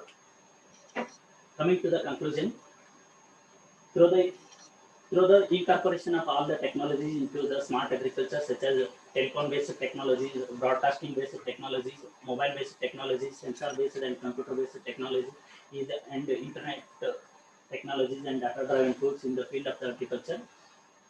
The agriculture production can be increased, and this smart agriculture has got the potential to increase the yield by 70% by the end of the 2050. And apart from this, in order to promote these smart agriculture practices, there is a need for collaboration between the state agriculture universities and along with the technological institutes for developing the farmer-friendly devices for the farmers for effective utilization and increasing the farm resources utilization in the farming. Thank you.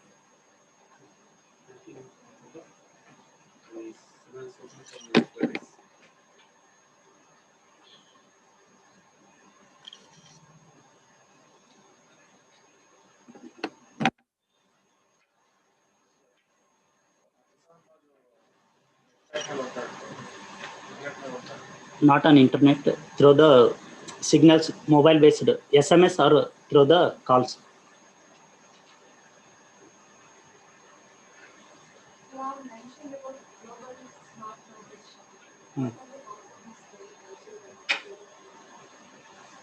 Global share market is mainly concerned with different devices which are used in smart agriculture.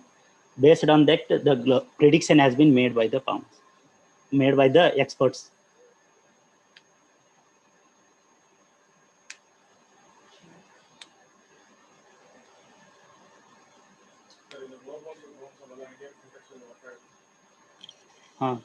It works.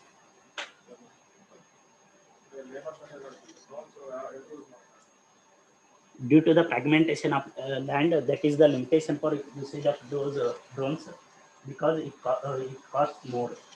But in India only, in states like Punjab and Haryana, they are using these drones for controlling of the pesticides and other things.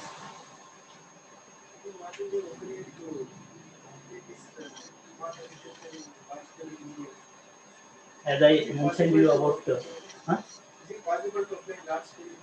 yes, it is possible if you take the some of the initiatives such as initiatives like cooperative farming or collective farming of the farmers. Apart from that, through the NGO-based application, through the or blockchain technology-based involvement of the farmers and making them groups in sharing the costs.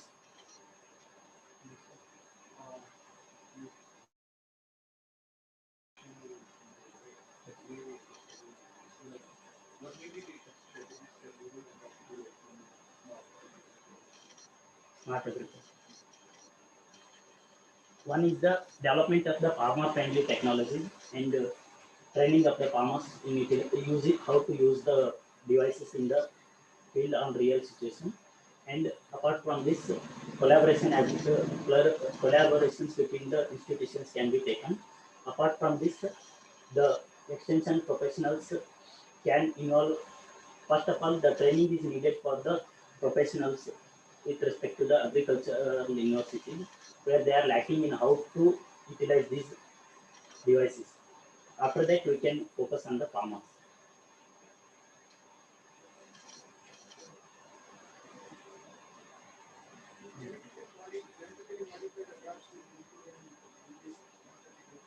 Yes. Presently, it is approved for the only BT cotton, but the farmers across the in Madhya Pradesh and Rajasthan, they are growing by overtaking the rules and regulations made by the government. They are adopting illegally the maize and soybean practice. Soybean or cultivation. INAM is a national portal which links all the regulated markets, APMC markets, through the online mode. For example, a farmer who is located in Bangalore can sell his produce through the e-portal, that ENAM portal. They can sell their produce to the buyer who is located at the Delhi.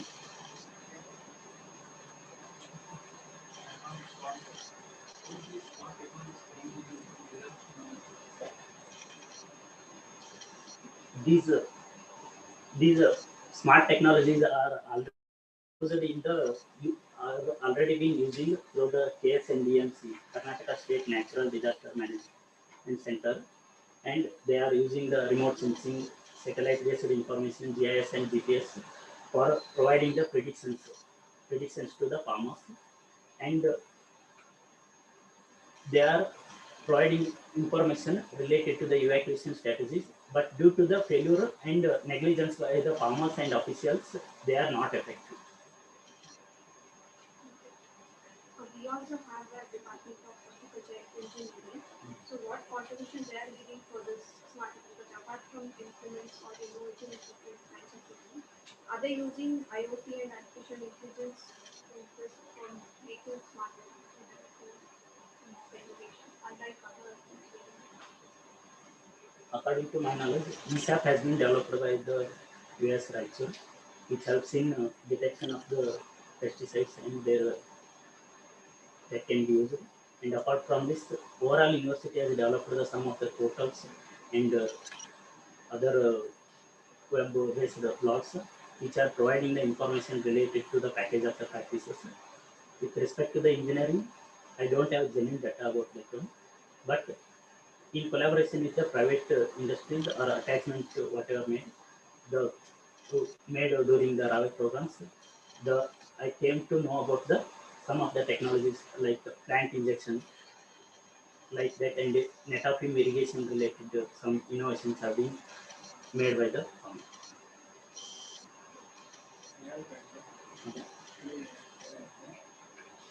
Okay.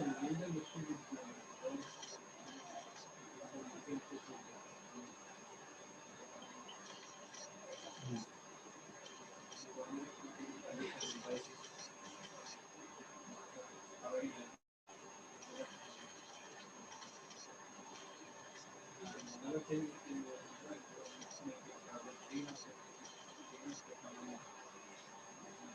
So opinion about the greenhouse technology is part of Actually, it will go without subsidies from the government, it is highly costly. But with the use of the subsidies from the government, it will be effective in effective with respect to the protected cultivation of the crops for better management of the diseases and supply of the nutrients on regulation based supply of the light also, which can increases the yield of the farmers.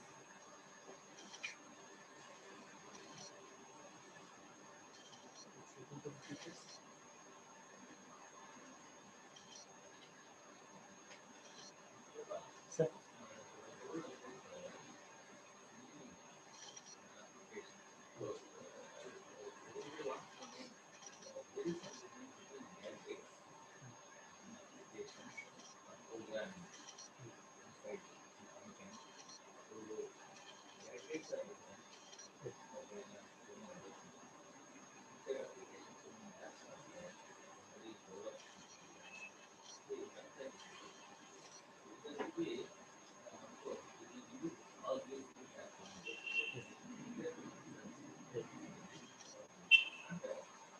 What about sustainability? What are these things need of that is their performance, which are not electricity application, not have longevity. Because another technology replaces the old one. That problem is also there. See, you are that could not have grown a life on various applications. But what is the future vision? See, either it can be used as a program. For example, and you for Bhumi was the first program, first insect, and it became a program, big program. Top survey, Department of Agriculture, uses this particular app, trees. See, some of these will become big programs, larger application. Say, one, no, there are many. How do you make it more larger application? So in that context also, rather than showing so many things, for future, company will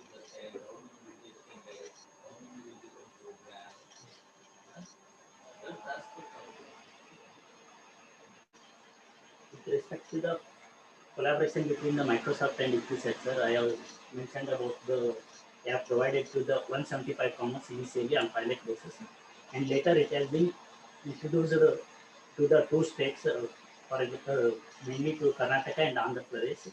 And in detail about that one, Sagar is covering as a case study.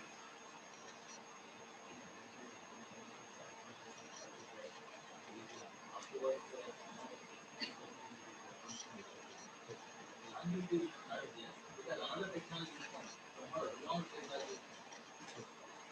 Automatically it will go.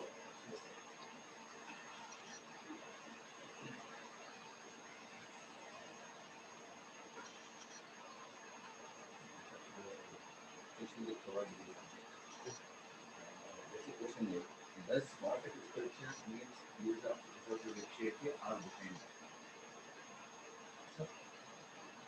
Does smart agriculture means use of resources efficiently or behind it? Behind it, it goes beyond the utilization of the resources effectively, because it also focuses on the environmental issues. During the green revolution, we focused on the growing of the rice and other things. Due to the due to that, greenhouse gases and global warming have been increasing due to some of the agriculture practices.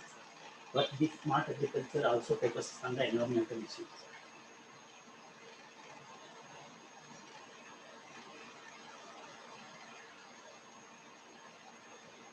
How does the smart agriculture technology scale into small and marginal farmers?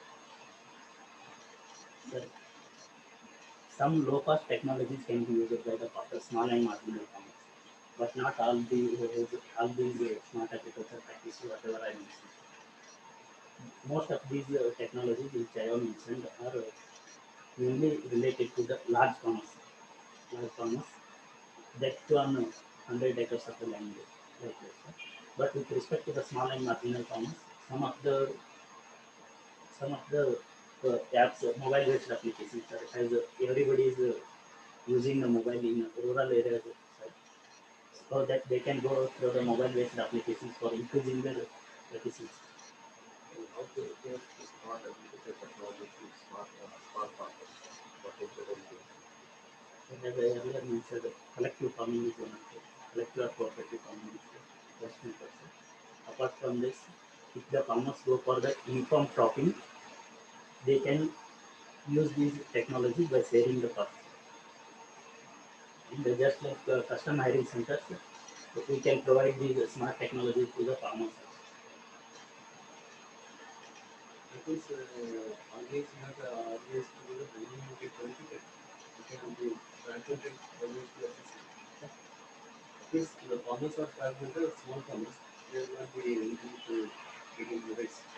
So not like that. Some high-cost technologies cannot be accessible by the small and marginal farmers due to That the case, the constraints of the insurance should be like resources. this. Insurance should be in high cost technology, the technology development cost will be higher. But it has to be calculated, it has to be smart. So as it's anyway we are committing that the technology development is so fast, whether we invest on that, no technology cost. But similarly, that will not happen if that technology is customized to small farmers level. So nowadays we are getting customized softwares, customized packages for the areas of content. So earlier case was like that only. One car used to cost about 30 to 20 rupees. They make payment now it will. Now the same scenario has been replicated in the rural area. Like that, any technology that we develop, we say that beyond some limit we are not doing research. How to take it to the largest farm. We stand at the middle where we say, okay, all of them come together. So this is the platform if you want to come talking about discuss. We not do the same another customer there. So that's what it is. Research has to take it. Now because many times the research development period was large. The introduction of the radio therapy took another 20 years or 30 years minimum. From TV to internet another 15 years. So the period is coming, some 30 years, 15 years, and then internet of this 5 years. Now smart agriculture, all these things are coming every other year it is coming. In that case, we need to invest on research so that so suddenly we can't organize a farmer, suddenly we can't come to this kind of collective farming. So there is a strategy. It will take years. If you say that it takes 10 years. So then within the 10 years, another farmer will come. So that means we have the government has to give a program. Since our economy is based upon small farmers, we have to invest on developing technology not only on the smart technology, but that should also be preferred to the lowest level. So that technology that will become that is how we can see that people like Amazon they are ready to do small storm now. Because within 5 years they are rich, they are building the urban cities. So then we enter to the distributed forest. Now there is a delivery of the cauliflowers. The company is from US, but still it is operating for the cauliflower. So either the technology development also has to do that for maybe a lot of institutes, maybe the revolution started a lot of focus of funds has to be done for technology is extremely important for this global. That is what we have to recommend. In addition to that, for example, sir, micro irrigation government is providing the subsidy. Like that initiatives can also be taken for this. Such a skills start immediately, not after doing it, after 5 years, 10 years, it will not be useful. Maybe that should also happen. One of the India is mobile operated network. That is the idea. How many percent of the farmers are after that still protected? Sir, up to 2018, 34,200 farmers have been using that. So I will the percentage. I know numbers, but it's not. Difficult to work out the percentage because it is a product.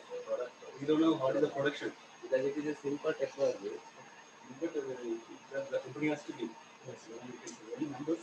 So it is that even if we work out the Apart from percentage, that, very meager. Very meager. the name is different, sir, but technology is the same, sir. It has been distributed by the various companies. You can restrict on one company.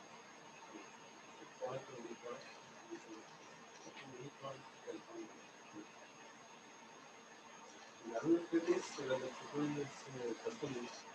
People will develop on their own itself, like the mobile service stations. You can say every time here and there, the mobile service stations are from. It's simple understanding, or they will develop their own modification involved. That sort of things should happen with the technology.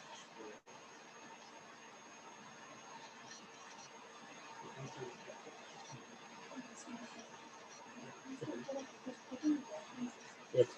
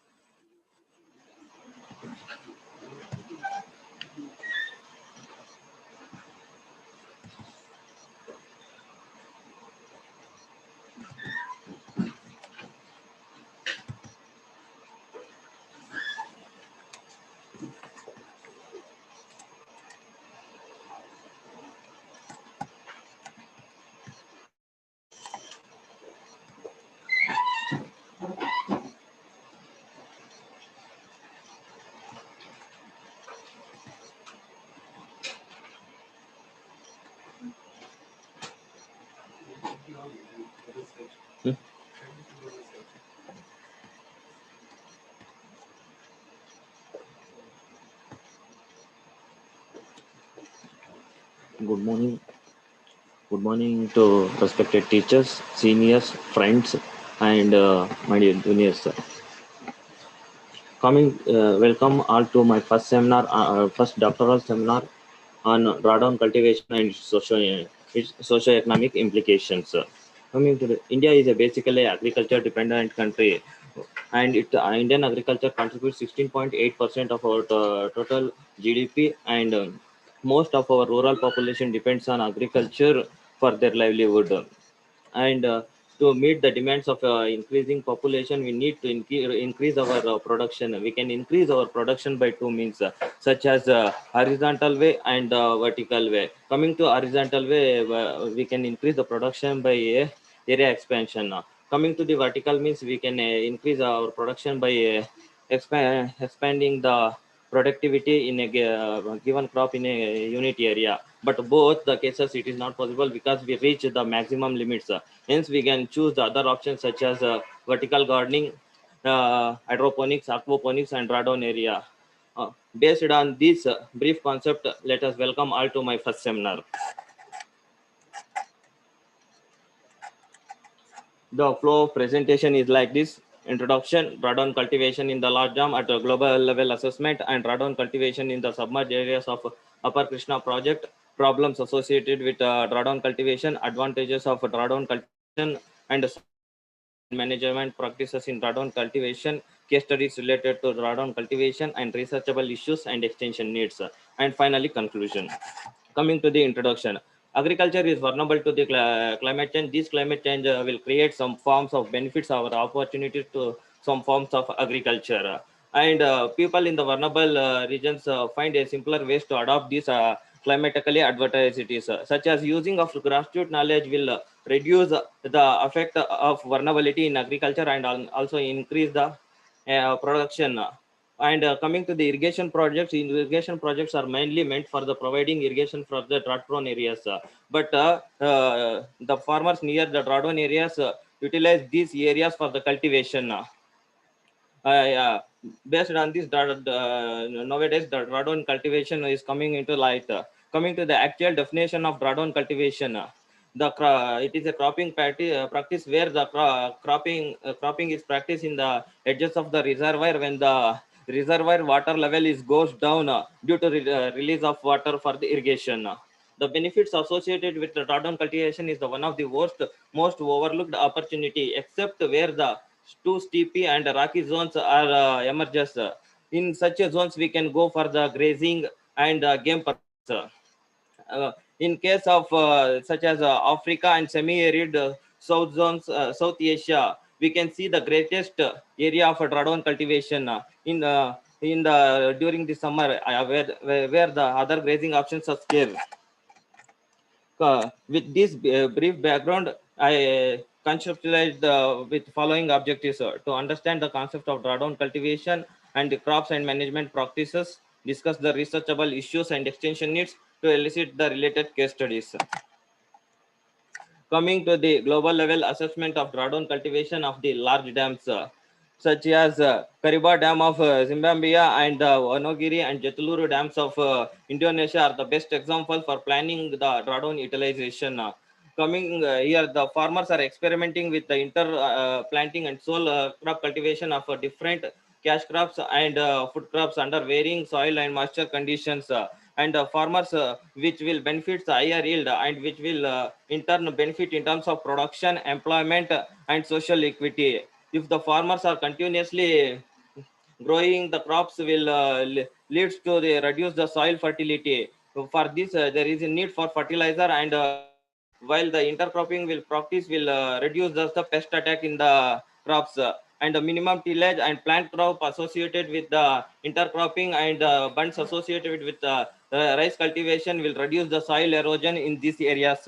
When the where the Ghana and the World basins is the maximum drawdown area is estimated, that is around 1 lakh hectares, and the residual moisture supported for the cropping is 40 to 60 days.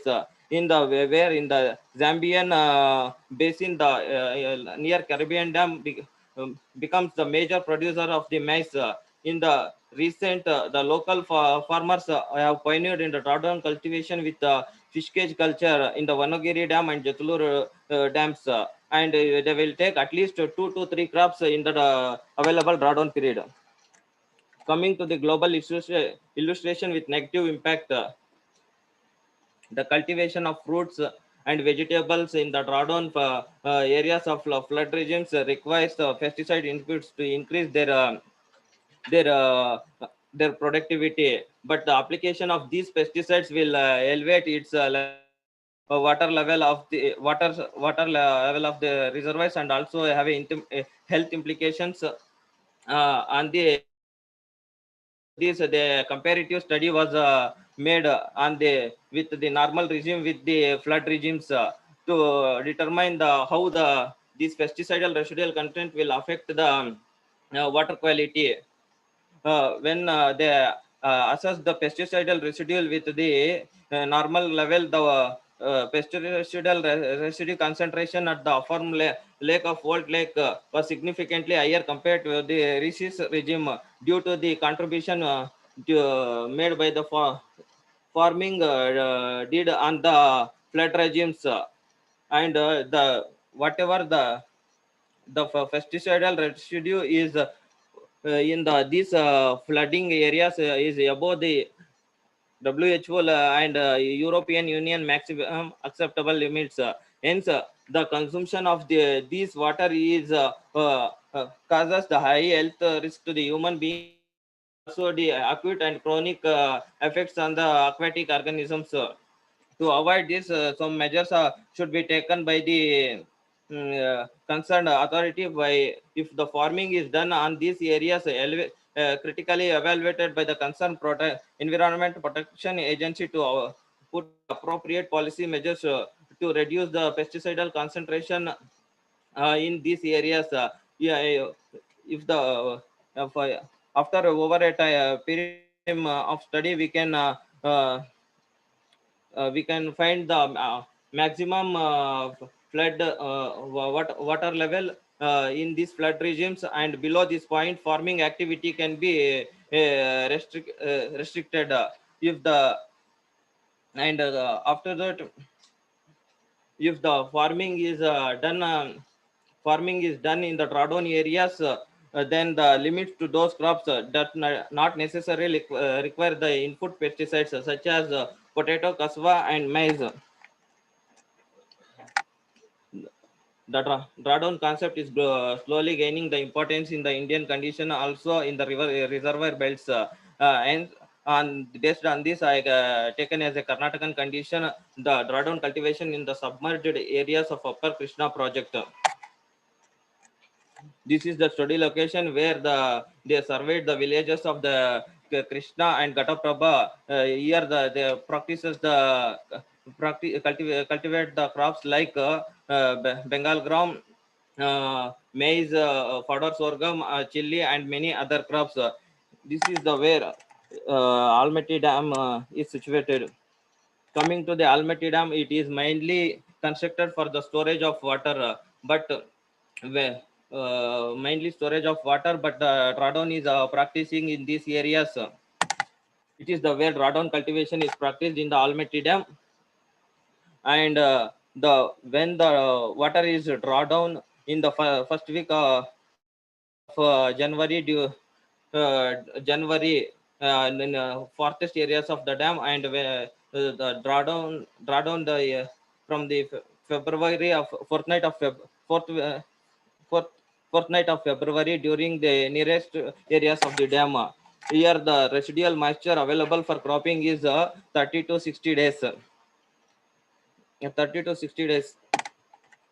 And this is the brief about the Krishna river. Krishna is the main important river of three main rivers of India. It has it occupies the 8% of total geographical area of country. It starts from the Mahabaleshwaram of Maharashtra in the Western Ghats, and it flows through east through states of Maharashtra, Karnataka, and Andhra Pradesh. It has a total length of 1,401 kilometers in length. It enters the Karnataka state at 306 kilometers, and it transfers 483 kilometers in Karnataka before entering to the Andhra Pradesh. And in Andhra Pradesh, it travels length of 12 kilometers before terminating in the Bay of Bengal. Total coming to the total catchment area, that is 2,58,948 square kilometers is available. Among them, Maharashtra takes a share of 69.425 square kilometers, that is 27%. In Karnataka case is 1,13,271 square kilometers, that is for 44%. In Andhra Pradesh, 76,252 square kilometers, that is 29%. In 1,13,271 square kilometers of Karnataka, it is 92% of land is belongs to the agriculture land, and 8% land is belongs to the forest area. the land and structures acquisition pattern in the Upper Krishna project. They are acquired for the following purposes: for the submergence area and construction of canals and rehabilitation centers, construction of roads and submerging of villages, and structure and some other structures are also occupied, such as for total 2,24,000 acres were occupied among Almaty Dam, that is 1,89,000 was occupied in during Narayanpura Dam, that is 35,000. For construction of canal, the total 78,000 acres was occupied. Under Almaty Dam, that is 22,866. Under Narayanpura Dam, it is 55,235. For construction of rehabilitation centers, total 11,967 acres are occupied. Under Almaty Dam, it is 10,056, and under Narayanapura Dam, it is 1,911 kilometers. For construction of roads, total 10,550 acres are acquired. Under the construction of the Upper Krishna project, total 201 full villages are submerged and 55 villages are partly submerged. Under Almaty Dam, it is 155 are fully submerged villages, and one town is partly submerged. Under the construction of Narayanpura Dam, 43 are fully submerged and 54 are partly submerged, and total 76,966 structures are occupied during the construction of Almaty and Narayanpura Dam. This is the brief about the river systems of Karnataka and their drainage or catchment areas. These are the main rivers of Karnataka, such as Godavari, Krishna, Kaveri, North Pennar, South Pennar, and Polar, and west flowing rivers. Among them, major share is occupied by Krishna, followed by Kaveri and North Pennar, that is 59.48 and 17.99 and 3.64 percent respectively. If we consider total catchment area of these rivers is 190.50 so 50,000 square kilometers. If we consider 10% of this is considered as a drawdown area, 19,000 square kilometers is available for cultivation. If we consider in Karnataka case only, we available 19,000 square kilometer of area available for drawdown condition. Once we want to think about the Indian condition, these are the some photos where the drawdown cultivation is practiced in the Bagewadi Taluk, and here it is in the Bagalkot, where the Bengal gram is grown in the drawdown area. Coming to the advantages of drawdown cultivation, it will enhance the farmer's income, and it provides some fodder for animals, effective utilization of land, available land resources. It also provide or add some grains to the family consumption, and reduce the soil erosion by practicing minimum tillage and plants associated with the intercropping, and bunds construction for the rice cultivation will reduce the soil erosion and the siltation. It is a boon for the farmers because it has an additional area available for cultivation.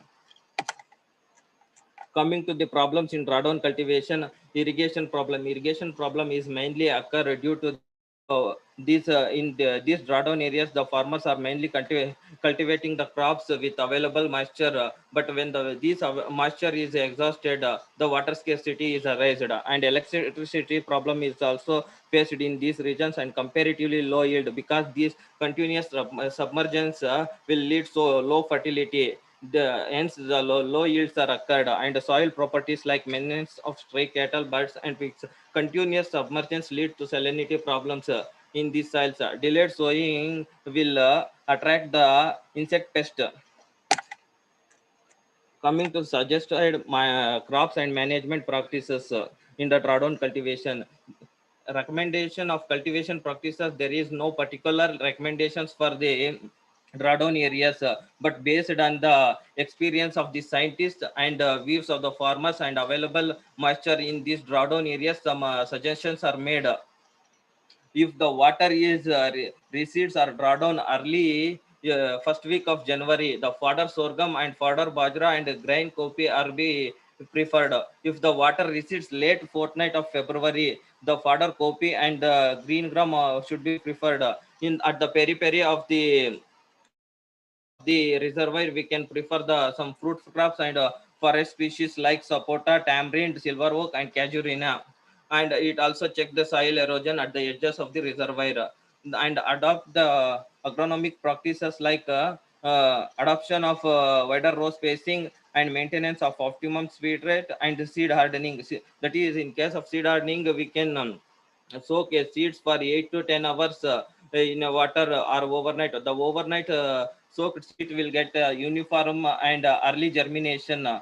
For getting early vigorous seed and to overcome the terminal stress of the seeds, we can shade the seeds under the shade before that we can soak these seeds with 2% calcium chloride solution, which will overcome the terminal stress.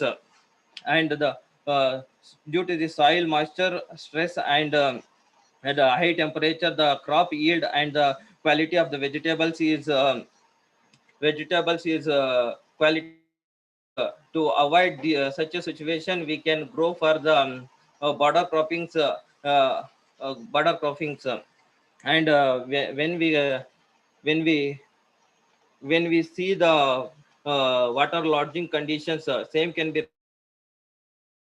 And there are three species like caju, acacia, bamboo, and some other species. It will add some additional income to the farmers. Coming to the case study one, it is in 2005, Thayer conducted a case study on Kariba Dam. It is a Kariba Dam is a double curved concrete dam constructed across the Zambi River basin, where it is a Gambia Tango situation. Most of the farmers is resettled because here the large dam is constructed in this situation, where the Gamba Tango is living on the north bank. They permitted to utilize the drawdown area about 2 lakh to 2,450 hectares, but in South Bank they prohibited. The reasons for prohibition is ignorance on the part of the project authorities for to the allocating it and restrict the access due to the water quality, and also for the for example for the create and the shore side, they created the National Recreation Center at the expense of the Gamba Tango. Fortunately, the Gamba Tango living on the northern bank, the local council will negotiated with the colonial government that the resettlers and the host can occupy these lands and cultivate the lands at least when the reservoir reaches its fullest capacity. The reservoir begins to draw down in the June, July, and remains until draw in the November and December. At least 4 to 5 months of gap is available for cultivation. In this period, we can grow the early maturing maize and some vegetable crops. In the area of suitable for cultivation is vary from year to year. The area utilized for agriculture and grazing is extensive. In case of northern bank, the most pre-alluvial soil is deposited there, and it takes so many years to formate this lake. Due to this extensive sort of penicum, repens was occurred in the most of this area, a very nutritious grass for domestic stocks in the Zimbabwean shore, and it also increases the wildlife in this area, such as elephants, buffaloes, and antelopes in the Zimbabwean side. The resettlers of this region used the fish profits and other funds from the early 1960s to build the cattle herd with oxen. In the recent years, they are moved down towards the reservoirs for cultivation of drawdown areas like for graze and water their cattle and other livestock and fishing purpose. Coming to the to improve the cultivation and grazing in two ways, such as formulation of simple hydrological model that the government will advise when the drawdown cultivation should be begin, and also to experiment in the drawdown areas what crop is suitable for which area, and other two types of zonings should be done. First one is legalizing the Gambo communal ownership and restrict the providers in the immigrant entrepreneurs and local elites. And the second one is in each village we can separate the for two zones. One is for land for agriculture and another is for grazing. Behalf of that, we can go for joint ventures with the private sectors for tourism and game management. Coming to the case study to the Gadinkeri in 2009, Gadinkeri and his co-workers investigate on the feasibility of the cultivation of the drawdown areas in the Almaty Reservoir. He analyzed the village-wise situation analysis. Is take for four villages mainly, such as Davleshwar, Arkal, Gani, and Kolar. Coming to the Davleshwar situation, where it is situated on the right bank of Krishna. Here the water receding starts from the second week of January. Here the soil type is D black, and moisture available for cultivation is 45 to 60 days. Here problem encounter is submergence resulting in shortage of water. And in case of Arkal, it is situated on the Prabha left bank. Water receding starts from January onwards. The year's soil type is black near to the river and mixed and red in the upper ridges. Moisture availability for the crop cultivation is 30 to 45 days. Problem uncovered is moisture availability and poor groundnut pod formation due to the moisture stress. In case of Gani River, it is situated in the left bank of Krishna. Water receding starts from February 15th to the March, and the soil type is black near to the river and mixed black red in the upper ridges. The moisture availability for cropping is 30 to 45 days. Here problem encountered this cultivation was around 20% only due to the inconvenient roads. In coming to the Kolhar situation, it is situated on the Krishna left bank. Water receding starts from first week of January up to March. Here soil type is black towards the river and red mixed in the upper ridges. The moisture availability for the cultivation of crop is 45 days. Here are adverse effects on the soil properties due to the continuous submergence. The most of the lands are acquired as a result of the Upper Krishna project. Due to this, the farmers of this area practices the and drawdown cultivation and based on depending upon the moisture availability and the crop period availability, they can cultivate different crops. If the water recedes early January, they can grow for fodder sorghum, fodder bajra, and grain cowpea. If water recedes in the early fortnight of the February, they can go for the grain copy and green grams. And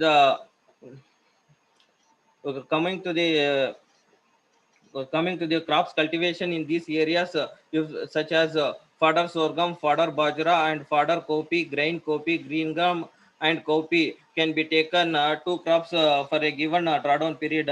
The vegetable crops like coriander can be taken up thrice, and amaranthus and menthi can be taken four crops in a given drawdown period.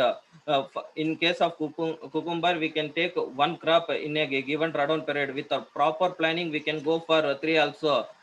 When the net returns of these crops can be multiplied with the number of crops taken in the drawdown period, we will get the effective utilization of the drawdown period.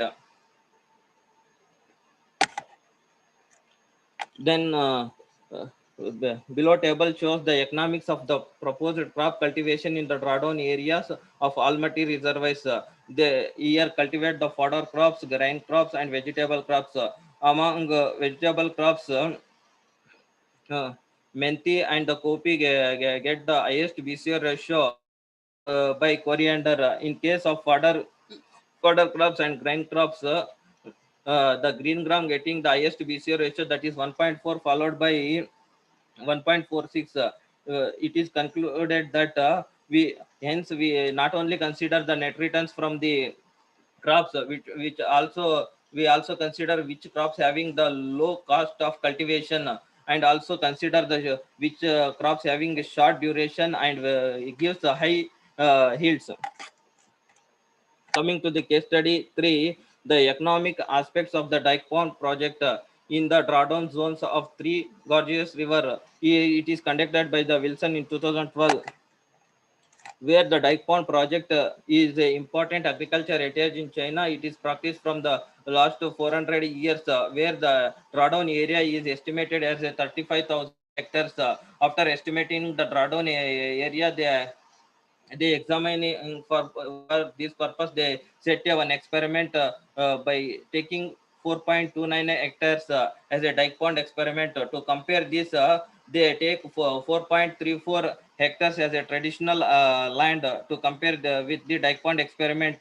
Here ecological engineering principle is applied. The results showed that both the cases equal market economic values was acquired. This is the dike pond project area in the winter December, and it is cultivated in the how the drawdown cultivation is practiced in the summer, and this is how the dry modified pond and land terrace system in the dike pond is look like. These are the crops cultivated in the dike pond system. This is the diversified crops used in the submerging areas of the ponds, such as water bamboo, lotus, and many others.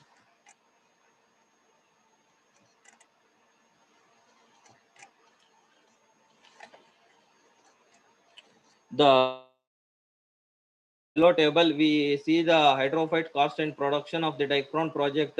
Nucleus nucifera is having highest plant area, followed by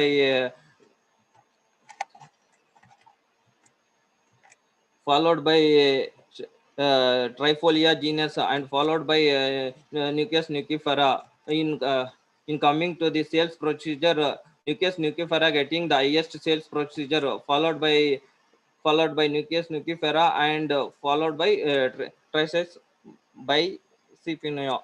So, coming to the case study 4, it is a climate vulnerability, understanding and assessing the threats to essential resources. It is conducted by the Palke and his co-workers in 2013 in the Dimbe Reservoir, where when the it is the most of the tribal communities are residing in the western Ghats of the hilly regions, and the Dimbe catchment rivers devise the innovative method to increase their agriculture production and fishing production. Here, the 350 to 400 hectares of the land is available for agriculture cultivation.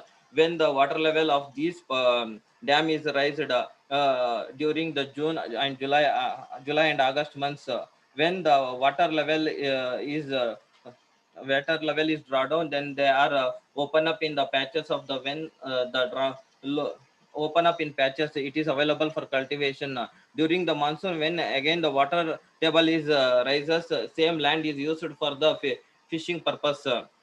Due to the continuous submergence, the nutrient quality of these soils is low. Hence, the organic content of the water is also low. Due to this, aquatic productivity and fish catch during the monsoon is low. Hence, to increase the agriculture productivity and the fishing during the monsoon, they go for the green manuring crops such as the incha and tega. These are planted immediately after the first monsoon rains, which will grow 2 to 3 feet of height in the 40 to 50 days, and which will after when the water table rises again in the reservoir, it will dissolve and decompose. It acts as a feed for the fishes, which will in turn increase the fish productivity.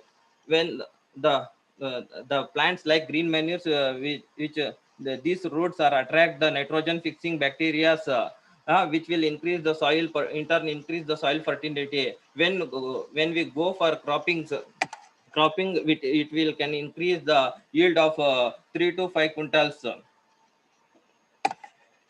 Coming to the case study 5, here the cropping of mulberry in the drawdown areas of 3 George Reservoir, where it is continuous due to the heavy rains in the summer, we can occur the floodings at the lower reaches of the reservoirs. Hence, to reduce this problem, we can reduce the water level by 30 meters below its optimum level, which will create a um,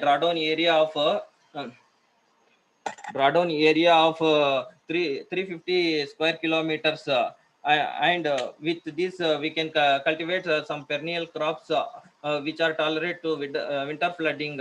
But native species, 14 native species of trees and shrubs are available, which are tolerating to the floodings. But these have low or little value for agriculture purpose. Hence, this region go for the mulberry albuma, that is white mulberry. It is agriculturally valuable. Because these provide some income to the farming economics by providing leaves to the sericulture production, and provide fodder for animals, and woody perennial for cultivation of mushrooms, and root barks for traditional medicines. And apart from the economic benefits, it's also providing other benefits like stabilizing the soil, because it has a most extensive root system in both horizontal and vertical way. Apart from this, it also have other benefit. The roots of these are coated with the mycorrhizal sequestra, heavy metal pollutant, which will draw down the metal pollutant from this reservoir. And again, these lands are owned by the government. Hence, the government can use some regulations to restrict the use of pesticides from these regions. This is how the reservoir looks after the removing 30 meters of water from the reservoir. Coming to the research study, Arshita and in 2018, Arshita and Keresur conducted a risk management in a study on risk management in agriculture by the rehabilitated farmers in the submerged areas of Almaty Reservoir through the drawdown cultivation. These are these below table shows the profitability of the crops in drawdown farming versus non-drawdown farming, where these are the main four crops are selected for the study: groundnut, coffee, and onion and Bengal gram. Among them, onion gives the better net returns, and followed by groundnut. From this, it is concluded that we can grow higher value crops in the drawdown areas with short which is having short duration and high yielding will be preferred. These findings are supported by Liu et al. Of 2016.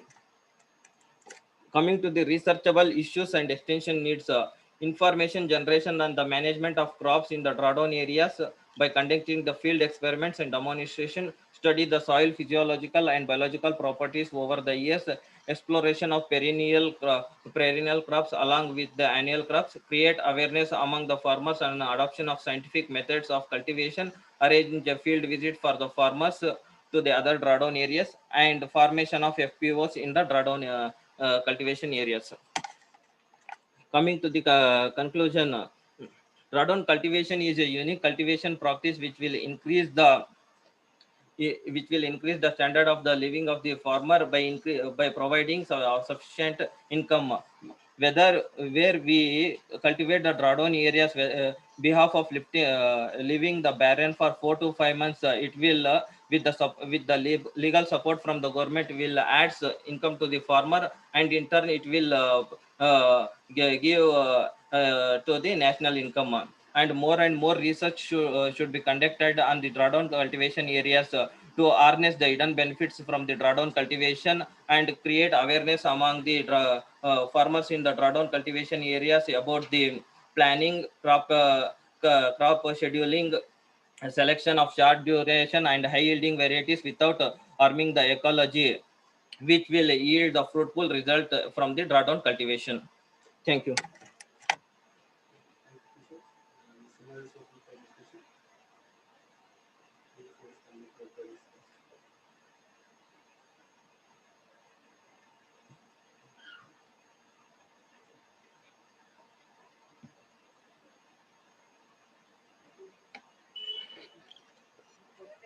Scenarios open for discussion. Before standing for the discussion.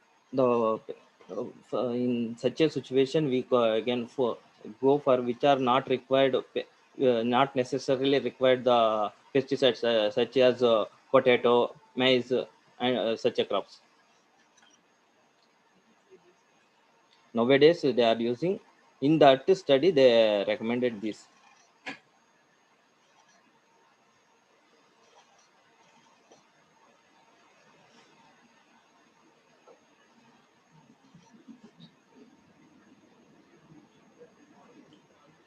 What?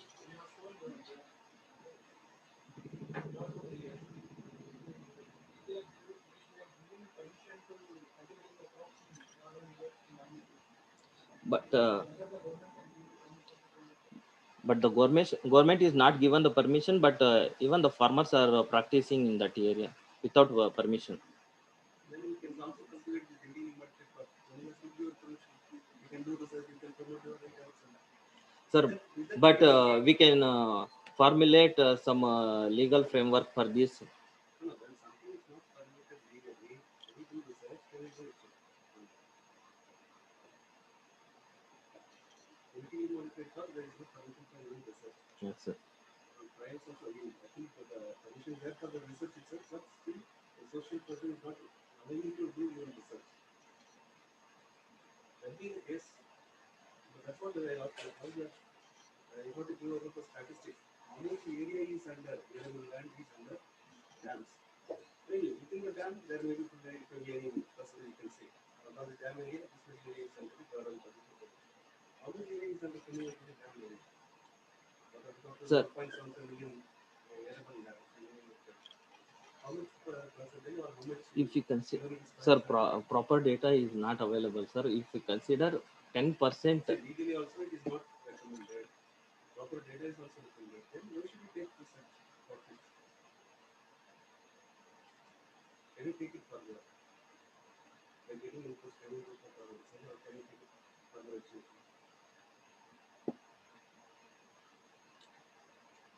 to explore the new areas. I think interesting one. But Drawdown cultivation is happening only now.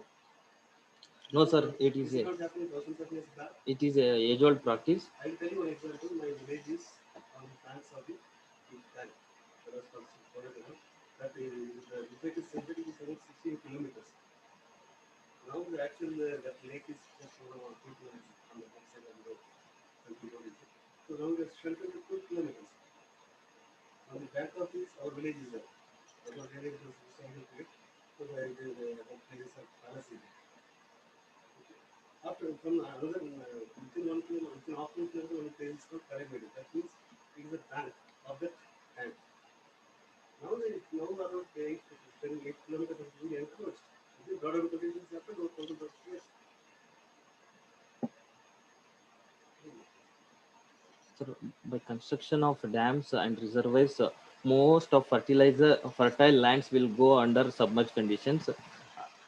In such a cases, we can use in the summer seasons. We can use it as an alternative. My point, there should be significant area should be there. Again, not only significant area, even the significant area. What is the procedures followed to utilize that? Is there any procedure? So, who's control these dam areas are there? But in different lakes or different dams or different volumes. Because people are having a control of it. So that being the case, how these inferences of your or how this research is output of this research on this area is going to be significant for to take up further. But of course, any topic there is challenge. So any topic is what it will be okay. It is interesting, but challenge is there. But one day or another 5 years or 10 years it may take place. Like ICT or computer has taken on, it will take up. But in this case, the operation is data is going to give. What is statistically, what is the how much area is under that? What is the, or you can at least say that in some other countries, this much area has been given permission. Similar thing can happen in India. So you can give some recommendations. Like in Gambatango situation, in the northern side of the bank, they permitted around 2,450 hectares for cultivation with the legal support from the government. Any queries for the students?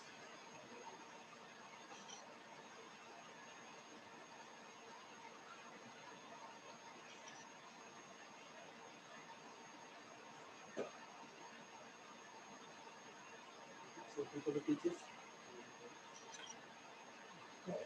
Sir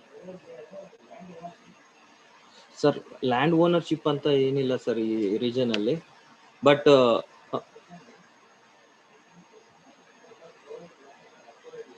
acquired by the government. Well,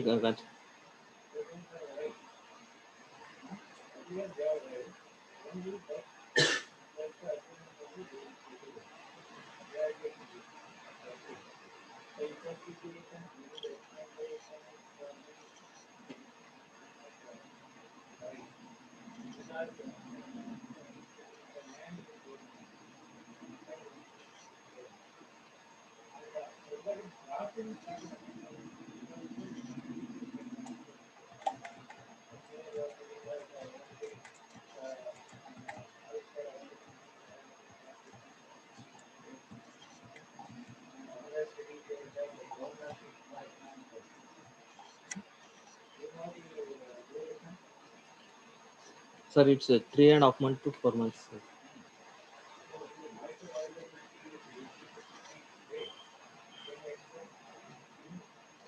Due to this, the pod formation will occur in this area, sir. But even though with pod formation, they go for groundnut cultivation, it will give some additional compared to other crops. It will give more economic returns, sir.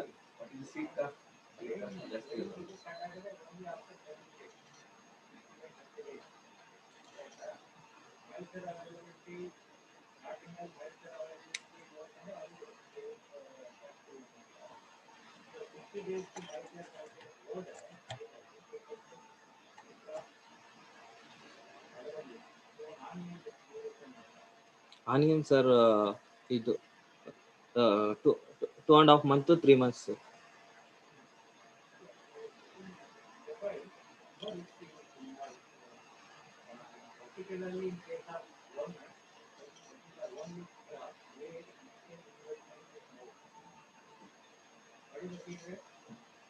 So seed rate 80 to 90 kgs per hectare.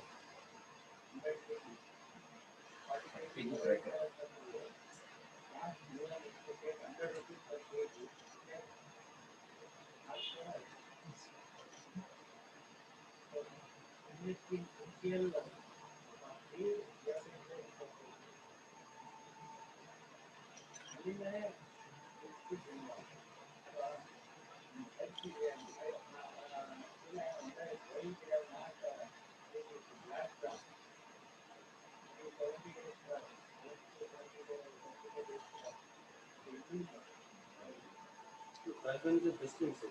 Usually is that by the time of before harvesting and before the seeds.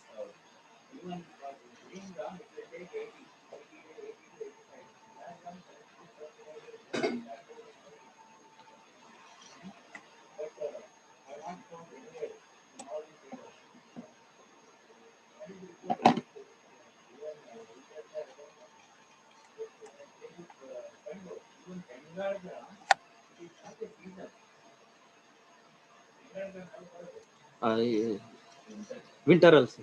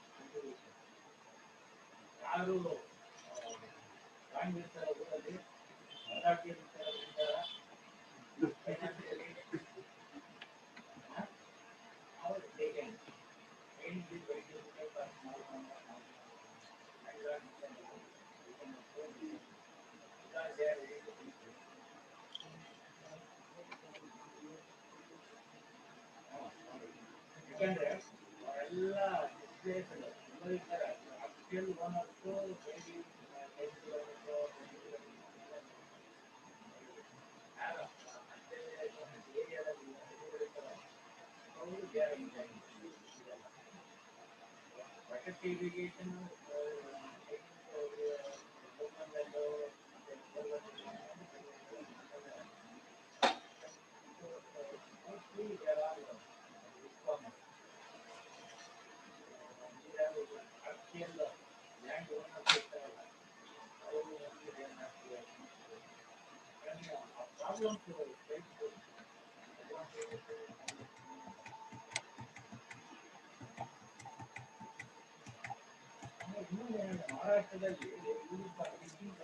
ಹಾ sir ವಾ ಅಲ್ಲ sir, ಡ್ಯಾಮ್ದು water level rice ಆದಾಗ ಅದನ್ನ fishing ಪರ್ಪಸ್ಗೆ use ಮಾಡ್ಕೊಳ್ತಾರೆ sir.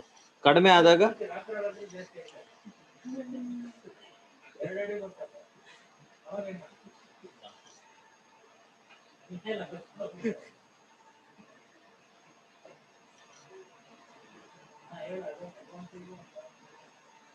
enhancing the farmers income, fodder for animals. ಹಾ sir.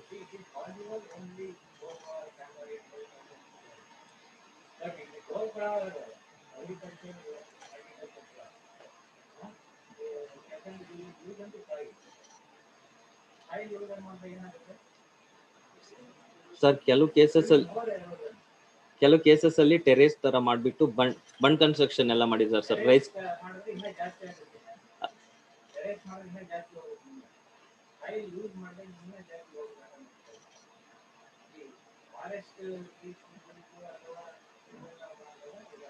ಅದೇ sir,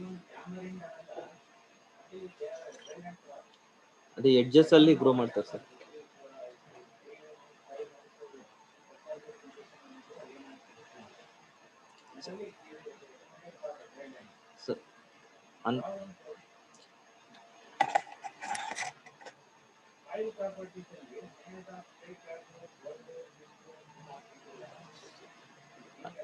sir ಅಲ್ಲಿ ಜಾಸ್ತಿ ಈ ಹಂದಿಗಳು ಮತ್ತೆ ಇವು ಎಲ್ಲ ಮೇಸಕ್ ಹೋಗ್ತಾರೆ ಸರ್. ಅದರಿಂದ ಅದು ಸಾಯಿಲ್ ಪ್ರಾಪರ್ಟೀಸ್ ಎಲ್ಲ ಅಫೆಕ್ಟ್ ಆಗ್ತಿದೆ ಸರ್. ಅಲ್ಲ ಸರ್, ಅದು ಎಲ್ಲ ತುಳ್ದು ಇದೆಲ್ಲ ಇದಾಗ್ತಿದೆ ಸರ್. Unprotected fenceless cultivation.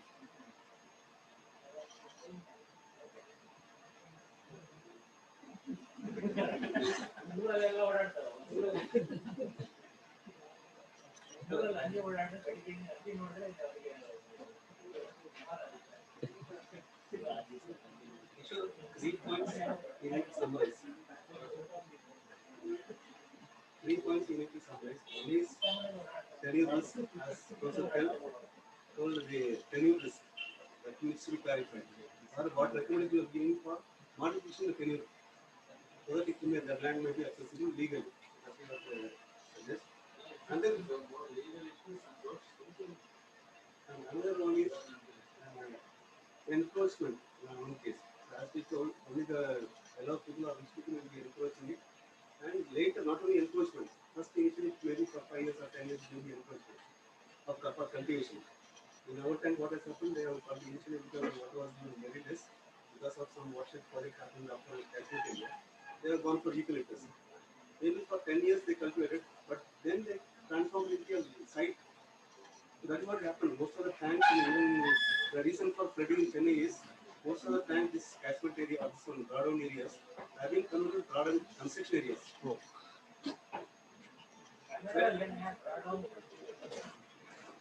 ಅಂದ್ರೆ ಸರ್, ನೀರೆಲ್ಲ ಖಾಲಿ ಆದ್ಮೇಲೆ ಒಂದು ಏರಿಯಾ ಉಳಿಯುತ್ತಲ್ಲ ಸರ್, ಅದನ್ನ ಕಲ್ಟಿವೇಟ್ ಮಾಡ್ಕೊಳ್ಳೋಕೆ ಯೂಸ್ ಮಾಡ್ಕೊಳ್ಳೋದು sir. The last one is the crops. As you told, there are some crops from the especially the corn-oriented crops. It will be wood purpose. It will be useful, not for agriculture purpose.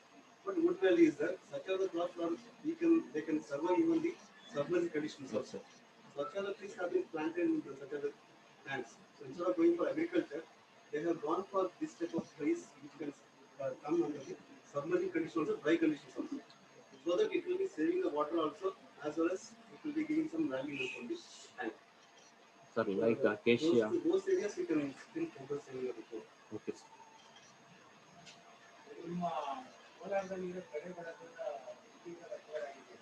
Sir Sir, sir ಅದನ್ನು ಡ್ರಾಡೌನ್ cultivation ಅಂತ ಕರಿಬಹುದು sir. But ನಾನು especially river cases ಅಂತ sir.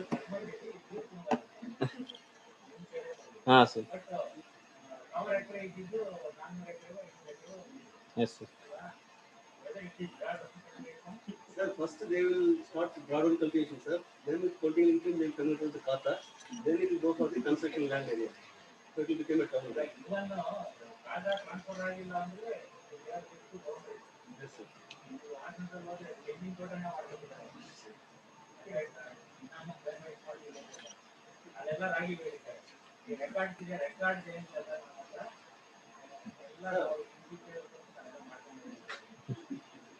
So the best example, ನಮ್ಮ Doddaballapura KVK itself is drawdown cultivated.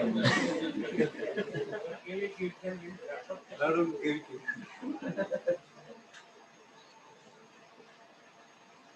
Thank you.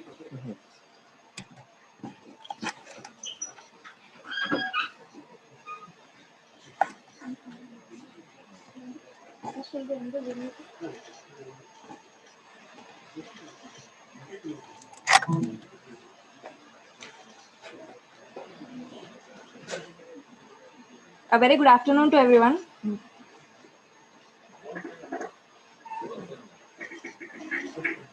A very good afternoon to everyone. Don't get scared that it's not a seminar.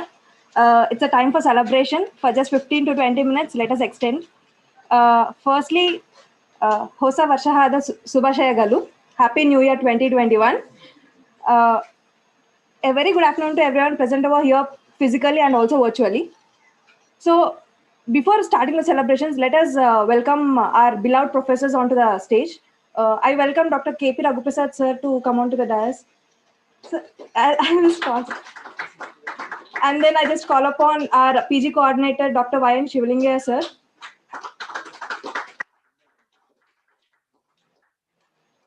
I would like to call upon Dr. Ganesh Murthy sir.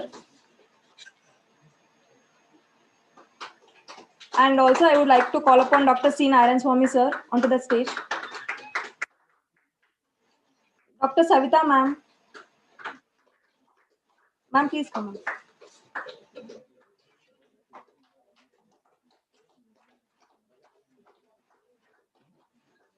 New year, new energy, please. More.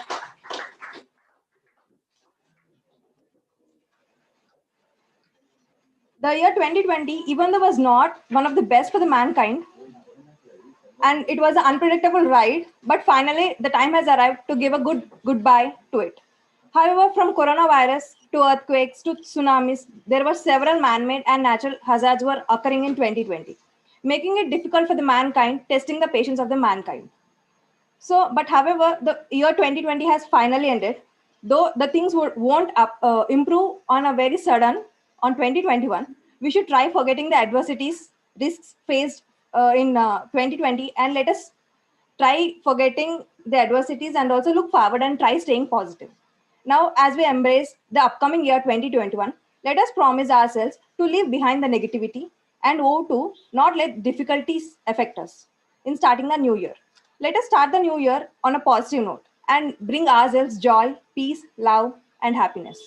Let us try to be a better person for ourselves and work to achieve all our goals in a right path and live the life to the fullest. Wishing the new year that will bring up the joy, love, as we think new year is something which will bring up the warmth of love, positivity to all the department and also all the students and professors. I would like to call upon Dr. Raghuprasad sir to talk few words regarding the new year and his experiences in 2020.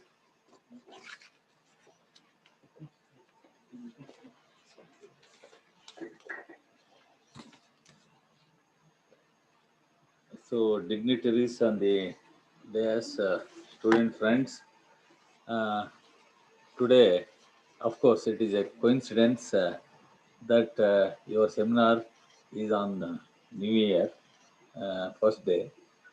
So here, one thing she rightly mentioned, every year normally we used to wish Happy New Year, Happy and prosperous New Year.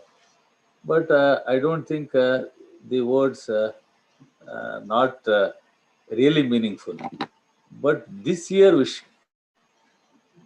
will have more relevance compared to previous wishes. Because everybody knows what has happened over the period of 1 year, almost 9 months, 10 months. We are out of college, university, so many things. See, normally every new year you used to look back how progress, how achieved in the year. But this year, how much we lost. We looked how much we lost. Huh? How distance we gone back. ಎಷ್ಟು ನಾವು ಹಿಂದಕ್ಕೆ ಹೋದ್ವಿ ಈ ವರ್ಷ ಅನ್ನೋದು ಭಾಳ ಮುಖ್ಯ. ಎಷ್ಟು ಬೆಳೆದ್ವಿ ಅನ್ನೋದಕ್ಕಿಂತ ಎಷ್ಟು ನಾವು ಹಿಂದೆ ಹೋದ್ವಿ ಅನ್ನೋದು ಭಾಳ ಮುಖ್ಯ. So she rightly mentioned, of course, in newspaper also many such articles have appeared. Just today I saw one small quote, ಮಕ್ಕಳಿಗೆ ಶಾಲೆ ಇಲ್ಲ, ಉದ್ಯೋಗಿಗಳಿಗೆ ಆಫೀಸ್ ಇಲ್ಲ, ಅನೇಕರಿಗೆ ಕೆಲಸವಿಲ್ಲ, ಅಸಂಖ್ಯರಿಗೆ ಆದಾಯವಿಲ್ಲ, ಮದುವೆಯ ಸಂಭ್ರಮ ಇಲ್ಲ, ಮರಣದ ಮಹಾನವಮಿ ಇಲ್ಲ ಎಂಬಂತೆ ಬದುಕಬೇಕಾಗಿ ಬಂದ 2020 ನಮಗೆ ಹೊಸ ಸಾಮಾನ್ಯ ದಿನಚರಿಯನ್ನು ಕಲಿಸಿದೆ ಅಂತ ಹೇಳಿದ್ರೆ ಮೋಸ್ಟ್ಲಿ ಇದು ಏನು ಭಾಳ ಅತಿಶೋಕ್ತಿ ಏನಲ್ಲ, ಏನು ನಾವು ನೋಡ್ತಾ ಇರೋದು. ಸೊ ನಮಗಂತೂ ರಿಟೈರ್ಡ್ ಲೈಫ್ ಹೆಂಗೆ ಅನ್ನೋದು we have experience now only. How will be the future retired life because of one almost 3-4 months we are in house, experience retired life. Anyhow, at least we learned many lessons from the past. At least you don't become so greedy. Of course, let us at least in future go for simple life and peaceful life and safe life and health and all issues. We learn so many things. So let us continue. Hope for the good healthy year next upcoming 2021. 2020 ಅಂದ್ರೆ ನಮಗೆ ಭಯ, ನಮ್ಮ ಜೀವನದಲ್ಲೇ ಇದು ಒಂದು ಮರೆಯಲಾರದ ಕರಾಳ ವರ್ಷ. But ಮುಂದಿನ ವರ್ಷ ಭಾಳ ಆಶಾದಾಯಕವಾಗಿರಲಿ, ಎಲ್ಲರಿಗೂ ಶುಭಕರವಾಗಿರಲಿ, ಎಲ್ಲರ ಆರೋಗ್ಯ ಮೊದಲು ಸುರಕ್ಷಿತವಾಗಿರಲಿ. ಆನಂತರ next comes prosperity and all your happiness, everything. First health. We will Almighty, we pray Almighty to give good health for all of us in the years to come. That is the relevance of this small celebration. This is not actually celebration. It is just retrospective of the days what we have passed and the future thinking. So in this small note, I once again wish you all the happy and prosperous new year.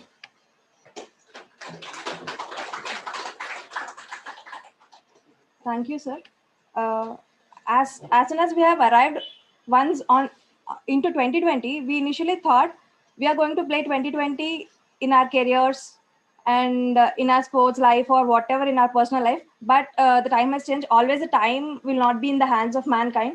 This time the nature and the man-made hazards had played 2020 with the mankind, and we have seen the results and consequences of the play of the nature. So I hope this 2021 would help us to at least start taking up the time in our hands and helping ourselves out to how to manage the things. And then next I would call upon Dr. Shivlinga sir, PG coordinator, to talk few experiences of his own.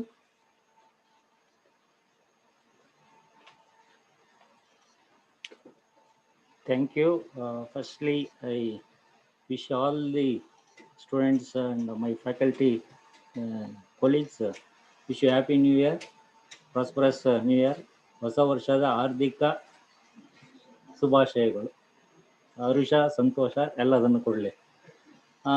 I think somebody has told scared, but 2020 I am not scared. I traveled more places. This particularly 2020, I think I have covered 9 districts, 9 villages, maybe 10, 12 or 15 villages, starting from I think June to December as part of my project. What is most important thing is sanitization, social distance, mask. ಯಾರು ಇಲ್ಲ mask, ನೀವು ಯಾರು ಇಲ್ಲ, no social distance, no mask ಅಲ್ವಾ? So what are the positive aspect? Always we say positivity, whereas in case of COVID, negativity. What are the positive aspects of COVID?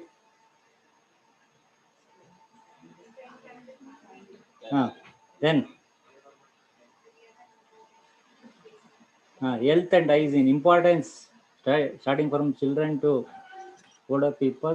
I think they learned more about health and hygiene. Another thing is, yesterday my relative, one of the relative working in Boring Hospital, he told me that the cases of TB, tuberculosis, has drastically reduced because of wearing mask. That is a positive aspect also. Drastically it was reduced because of that wearing mask. That's why I think Japanese generally they wear mask.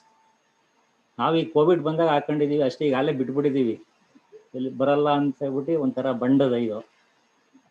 But if you go to Japan, other particular those country, always I think they wear mask.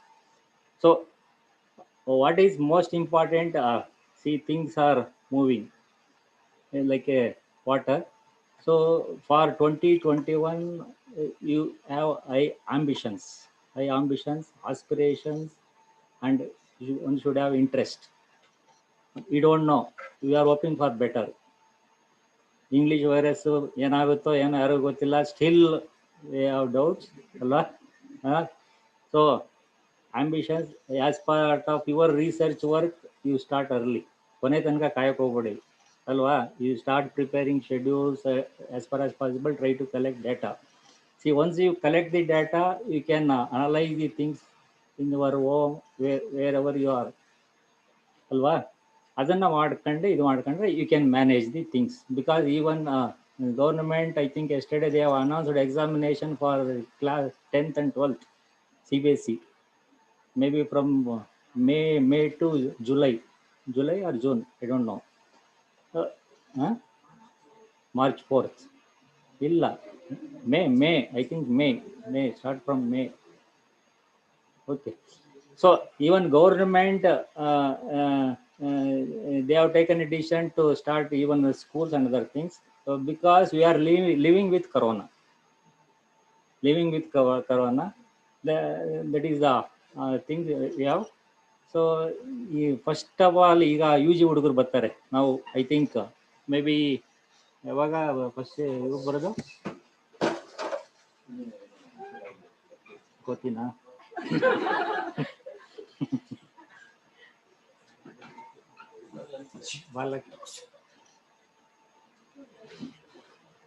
I think from 4th UG students, I think they will come. Even PG students, I think from 11th. Okay. See, as far as possible, you try to maintain social distance. Have you maintained social distance yesterday? ಹುಡುಗಿರ ಅಷ್ಟಲ್ಲಿ ಜೋರ ಮಾಡ್ತಿರಲ್ರಿ, ಮಾಡ್ಲಿಲ್ವ ಸರಿ? ಮಾಡ್ಲಿಲ್ವಾ? Good. ಯಾರೂ ಮಾಡಿಲ್ಲ, ನಾವು ಮಾಡಿಲ್ಲ. So ಇಷ್ಟೇ. Okay, once again I wish you all the best. Happy New Year. Enjoy your life. Thank you, sir. As every year we adopt or we just get into some culture of some fashion.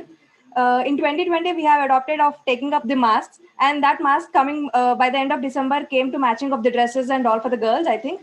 But I hope this wearing of mask culture would continue, so that it would also help us to reduce all the other disorders and diseases, whatever sir has told.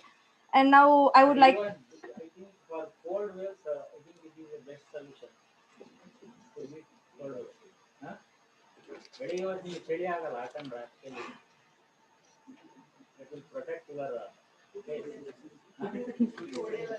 ಹೊಡೆಯಲ್ಲ but ಇವ್ರಿಗೆ loss, ಯಾರಿಗೆ?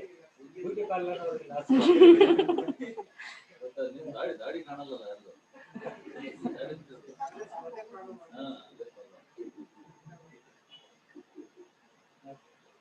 I would like to call Dr. C. Narayan Swamy sir.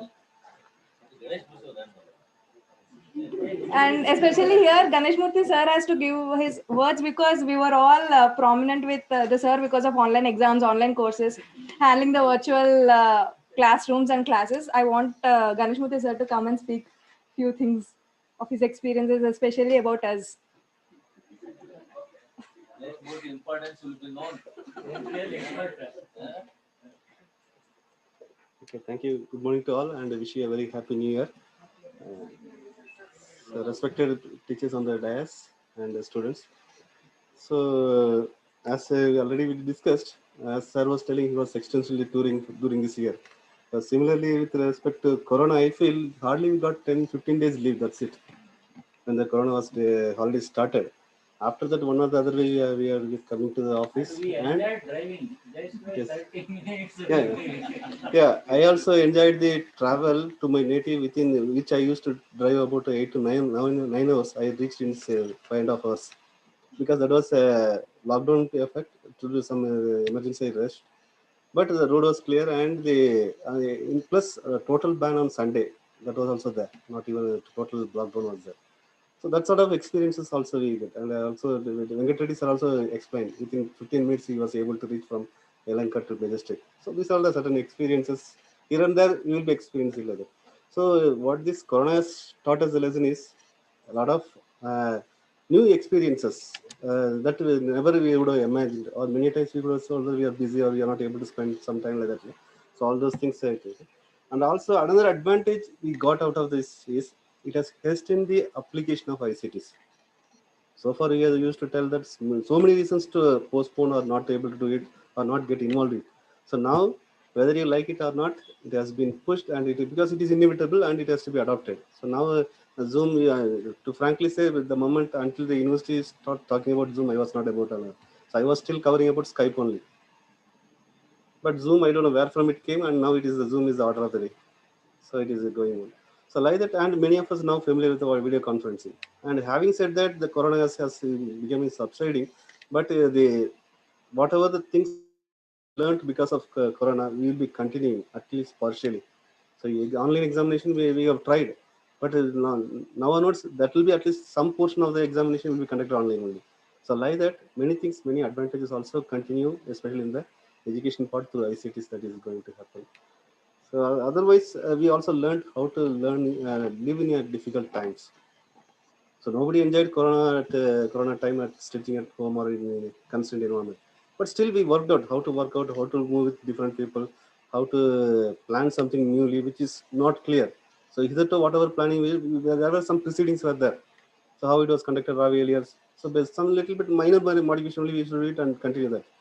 But now everything is totally new. We tried and that was dropped. And again, we are going to try one more method in another month, 1 month's time.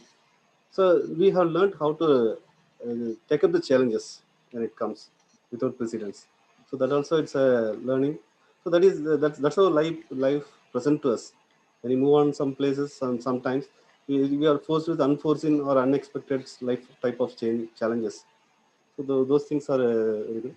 And I hope, I wish you all come through the challenges in this current year, unlike earlier times. Last year, it will be a wonderful year for you. I wish you, every one of you, to have a wonderful new year 2021. Thank you, Ananda. Thank you, sir. Whatever we have learned theoretically might be we would have applied in 2020 practically to make ourselves feel not being bored sitting at homes. However, I think there are many lessons learned by many of the people here. So I just wanted to call upon any seniors or juniors, whoever want to share their views and their experiences of 2020. I would like to invite seniors first from PhD. Just what were your experiences? ಮಾತಾಡೋ ಇಲ್ಲೇ ಇದ್ದಲ್ಲ ದಿನ photo ಹಾಕೊಳ್ಳೋ ಆರು ಒಳಗೆ ಗೊತ್ತಿರೋದು ಈ photo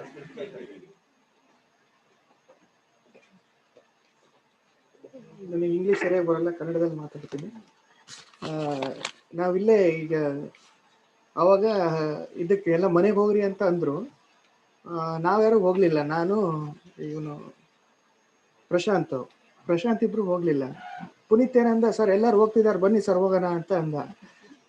ನಮಗೆ ಇಷ್ಟ ಇಲ್ಲ, ಯಾಕಂದ್ರೆ ಊರಲ್ಲಿ ಜಾಸ್ತಿ ದಿನ ಇದ್ದು ನಮಗೆ ರೂಢಿ ಇಲ್ಲ. ಸೊ ನಾವು ಇಲ್ಲೇ ಇದ್ವಿ. ಆಮೇಲೆ ಮನೆಯಿಂದ ಫೋನ್ ಬರೋದು, ಅಲ್ಲ ಇದು ಏನಾದರೂ ಕೊರೋನಾ ಬಂದರೆ ಮನೇಲಿ ಅಷ್ಟಿದೆ, ಅಷ್ಟು 2-3 ಲಕ್ಷ ಖರ್ಚು ಮಾಡಬೇಕು, ಏನು ಮಾಡಿ ಇಲ್ಲ, ಜಿ ಕೆ ವಿಕೆನೇ ನನ್ನ ಮನೆ, ನಾನು ಬಿಟ್ಟು ಬರೋದೇ ಇಲ್ಲ, ಏನಾರೇ ಆಗಲಿ ಅಂತ ಹೇಳಿದೆ. ನೆಕ್ಸ್ಟು ಹಾಸ್ಟೆಲ್ ಮ್ಯಾನೇಜ್ಮೆಂಟಲ್ಲಿ ಭಾಳ ಇದಾಗ್ತಿತ್ತು. ಅಂದರೆ ಸ್ವಲ್ಪ ಕೋವಿಡ್ ಅಂತ ಇಲ್ಲೇ ಸೇರಿಸ್ಬಿಟ್ಟಿದ್ರಲ್ಲ ಎಲ್ಲರಿಗೂ, ಹೆದರಿ ಎಲ್ಲ ಇದು ಅಯ್ಯೋ ಕೊರೋನಾ ಬಂದ್ಬಿಡ್ತು, ಅದು ಬಂದ್ಬಿಡ್ತು, ಇದು ಬಂದ್ಬಿಡ್ತು ಅಂತ ಇದು ಮಾಡ್ತಿದ್ರು. ಸೊ ಅಲ್ಲಿ ನಾವು ಸಿದ್ದಯ್ಯ ಸರ್ ನನಗೆ ಮತ್ತು ಇವರಿಗೆ ಸ್ವಲ್ಪ ಯಾರಿಗೆ ಪ್ರಶಾಂತ್ಗೆ ಸ್ವಲ್ಪ ಹ್ಯಾಂಡ್ ಓವರ್ ಸ್ವಲ್ಪ ಇದು ಮಾಡಿದ್ರು. ಲೀಡರ್ಶಿಪ್ ಅಂತ ಅಂದರೆ ಏನಂತ ಕಲ್ತಿದ್ವಿ. ಆಮೇಲೆ ಅಲ್ಲಿಂದ ಹುಡುಗಿರನ್ನ ಇಲ್ಲಿ ಕಳಿಸಿದ್ರು, ಯಾಕಂದರೆ ಅಲ್ಲಿ ಫುಲ್ ಕರೋನಾದಿಂದ ಎಲ್ಲ ಅಲ್ಲಿ ಕರೋನಾ ಪೇಷಂಟಿಗೆ ಹಾಕ್ಬಿಟ್ಟಿದ್ರು ಅಂತ ಗಾಬರಿ ಆಗಿದ್ರು. ಸೊ ಅಲ್ಲಿಂದ ಇಲ್ಲಿ ಬಂದಿದ್ರು. ಸೊ ಅವ್ರು ಗೀಟದೆಲ್ಲ ಪ್ರಾಬ್ಲಮ್ ಆಗಿದ್ರು ಅಂತ ಬಂತು. ಆಮೇಲೆ ನಾನು ಪ್ರಶಾಂತ್ ಸ್ವಲ್ಪ ಇದು ಮಾಡಿ ಅಲ್ಲಿಂದ ಇಲ್ಲೇ ಊಟ ಇದು ಮಾಡಿ, ಯಾರು ಕುಚೇಷ್ಟೆ ಮಾಡ್ತಿರ್ಲಿಲ್ಲ, ಹುಡುಗಿರಿಗೆ ಯಾರು ರೇಗಿಸ್ಬೇಡ್ರಪ್ಪ, ಕುಚೇಷ್ಟೆ ಮಾಡಬೇಡಿ ಅಂತ ಕರೆಸಿ ಇದು ಮಾಡ್ರಿ, ಅವರು ನಮ್ಮ ಅಕ್ಕ ತಂಗಿಯರ ಥರ ನೋಡ್ಕೊಳ್ರಪ್ಪ, ಅಕ್ಕ ತಂಗಿಯರ್ ಇದ್ರೆ ಬೈದ್ ಬಿಡ್ತೀವಿ ನೋಡಿ, ಅಕ್ಕ ತಂಗಿ ಮಾತ್ರ ಹೇಳ್ಬೇಡ ನೀವು ಅಂತ ಕೆಲವು ಫ್ರೆಂಡ್ಸ್ಗಳು ಹೇಳ್ತಿದ್ರು. ಸೊ ಪಾಪ ಅಲ್ಲಿ ನೋಡ್ಕೊಂಡ್ವಿ. ಆಮೇಲೆ ಇನ್ನೊಂದೇನಂದ್ರೆ, ನಾನು ಶಿವಾಜಿ ಇದಕ್ಕೆ ವೆಜಿಟೇಬಲ್ ತರಕ್ಕೆ ಹೋಗ್ತಿದ್ವಿ ಬೆಳಿಗ್ಗೆ 4 ಗಂಟೆಗೆ. ಇಲ್ಲಿ ಕೊಡಗೇಹಳ್ಳಿ ಅನಿಸ್ತದೆ, ಅಲ್ಲಿ ಸೋಷಿಯಲ್ ಡಿಸ್ಟೆನ್ಸ್ ಅದು ಇದು ಅಂತ ನೋಡಿದ್ವಿ. ಎಲ್ಲರೂ ಹಿಂಗೆ ಅಂಟ್ಕೊಂಡೇ ಇದ್ದಾರೆ ಪಾಪ ರೈತರು ಇದೆಲ್ಲ. ಶಿವಾಜಿ ಹೆದರ್ತಾವನೆ, ಸರ್ ಬನ್ನಿ ಸರ್ ಒಂದೇ ಜಾಗದಲ್ಲಿ ತಗೊಳ್ಳೋಣ, ಒಂದೇ ಇದರಲ್ಲಿ ಅಂತ ಹೇಳ್ತಾವನೆ. ಬಟ್ ಅಲ್ಲೆಲ್ಲ ಏನೂ ಇದಿಲ್ಲ ಪಾಪ, ಹೊಟ್ಟೆಗಾಗಿ ನಾವು ನೋಡ್ತಿದೀವಿ ಯಾವ ಕರೋನಾ ತಗೊಂಡು ಏನು ಮಾಡೋದು ಬಡವರು ಇದು ಅಂತ. ಸೊ ಇನ್ನ ಇದು ಕರೋನಾ ಏನ್ ಕಲ್ಸ್ಕೊಡ್ತು ಅಂದ್ರೆ, ಒಬ್ಬ ಹೊಟ್ಟೆಗಿಂತ ಏನು ದೊಡ್ಡದಿಲ್ಲ ಅಂತ, ಪ್ರಾಣ ದೊಡ್ಡದಿಲ್ಲ ಅಂತ ಬಡವರಿಗೆ. ಸೊ ನಾವು ಇರೋರು ಬಡವರಿಗಾಗಿ ಇದು ಮಾಡ್ಬೇಕು. ನಾವು ಇಲ್ಲಿ ಕೂತ್ಕೊಂಡು ಮಾತಾಡ್ತೀವಿ, ಪಾಪ ಅವ್ರು ಅಷ್ಟು ಕಷ್ಟಪಡ್ತಾರೆ, ಅದೇ ಕರೋನಾ ಅದೊಂದು ಕಲ್ಸ್ಕೊಡ್ತು. ಹೊಟ್ಟೆಗಿಂತ ದೊಡ್ಡದು ಯಾವುದೂ ಇಲ್ಲ. ಸೊ ಇಲ್ಲಿ ನಾವು ಸೋಷಿಯಲ್ ಡಿಸ್ಟೆನ್ಸು, ಮಾಸ್ಕು ಅವೆಲ್ಲ ಹಾಕೊಂತೀವಿ. ಇನ್ನ ನಮ್ಮ ಹಳ್ಳಿಯಲ್ಲಿ ಮಾಸ್ಕ್ ಅಂದ್ರೆ ಏನು ಗೊತ್ತಿಲ್ಲ. ಇಲ್ಲಿ ಚಿತ್ರದುರ್ಗಕ್ಕೆ ಬಂದ್ರೆ ಮಾಸ್ಕ್ ಅಂತ ಹೆದರ್ತೀವಿ, ದುರ್ಗದಲ್ಲಿ ಯಾರು ಮಾಸ್ಕ್ ಹಾಕೊಳ್ಳಲ್ಲ. ಸೊ ಇದೊಂದು ಲೀಡರ್ಶಿಪ್ ಕ್ವಾಲಿಟಿ. ಕರೋನಾ ಅಂದ್ರೆ ಹೆಲ್ತು, ಆಮೇಲೆ ಇಲ್ಲೊಂದು ಸ್ವಲ್ಪ ಹೆಣ್ಮಕ್ಳಿಗೆ ಹೆಂಗ್ ರೆಸ್ಪೆಕ್ಟ್ ಮಾಡೋದು ಅವೆಲ್ಲ ನಾನು ಶಿವಾಜಿ ಎಲ್ಲ ಕಲ್ತೀವಿ. ಆಮೇಲೆ ಡಿಪಾರ್ಟ್ಮೆಂಟ್ದು ಸಿದ್ದಯ್ಯ ಸರ್ ಜೊತೆ, ವಾರ್ಡನ್ ಸರ್ ಜೊತೆ ಅವರು ಸರಿಯಾಗಿ ಕೋಆಪರೇಟ್ ಮಾಡಿದ್ರು, ಹೆಣ್ಮಕ್ಳಿಗೂ ಸರಿಯಾಗಿ ಇದು ಮಾಡಿದ್ರು. ಸೊ ಇನ್ನ ಏನ್ ಹೇಳ್ಬೇಕಂದ್ರೆ, ಒಳ್ಳೆ ಇದನ್ನ ನಾವು ನೆಗೆಟಿವ್ ಆಗಿ ತಗೊಂಡಿಲ್ಲ, ಇಟ್ ಈಸ್ ಎ ಪಾಸಿಟಿವ್. 2021 ನೆಗೆಟಿವ್ಗಿಂತ ಪಾಸಿಟಿವ್ ಚೆನ್ನಾಗಿ ಅನಿಸ್ತು. ಆಮೇಲೆ ಮನೆನೇ ಇದೆಲ್ಲ, ನಾವು ಮನೆಯಲ್ಲಿದ್ರು ಇದೆಲ್ಲ ಜಿ ಕೆ ವಿಕೆನೇ ಒಂದು ಮನೆ ತರ ತೋರಿಸ್ಕೊಡ್ತು. ಸೊ ಅಷ್ಟು ಹೇಳ್ತಾ ನನ್ನ ಮಾತನ್ನ ಮುಗಿಸ್ತೀನಿ. ಆಮೇಲೆ last wish you happy new year for 2021. Thank you. Thank you, sir. I would like to call upon other seniors.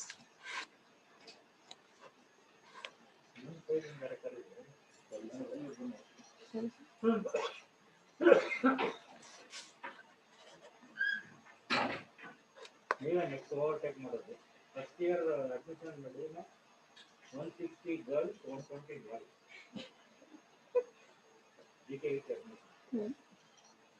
A very good afternoon, everyone.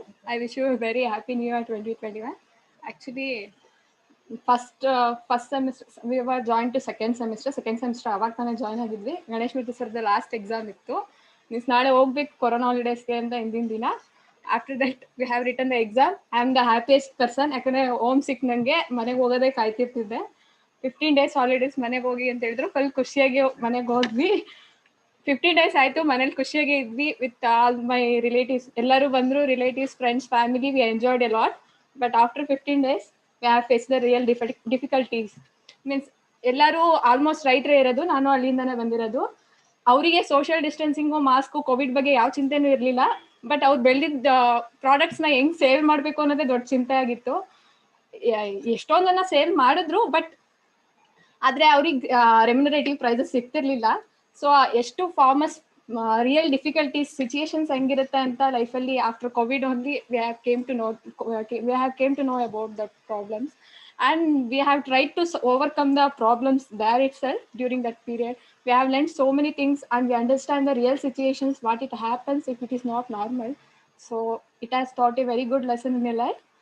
And at last, I would wish you a very happy new year to all. Thank you, ma'am. As ma'am has told, it's very important us to note a point that we being in Department of Agriculture or serving agriculture or the farmers, whether we have to be happy for the GDP which has been raised during COVID season or COVID period, or we being a citizen or a person, because of losing the lives of other people, or that whether we should be sad. I think we are the most we are the people who are in the most dilemma condition. But however, we hope for the best in 2021 to happen. And I would like to call upon my classmates, Shailesh, come up and speak few experiences.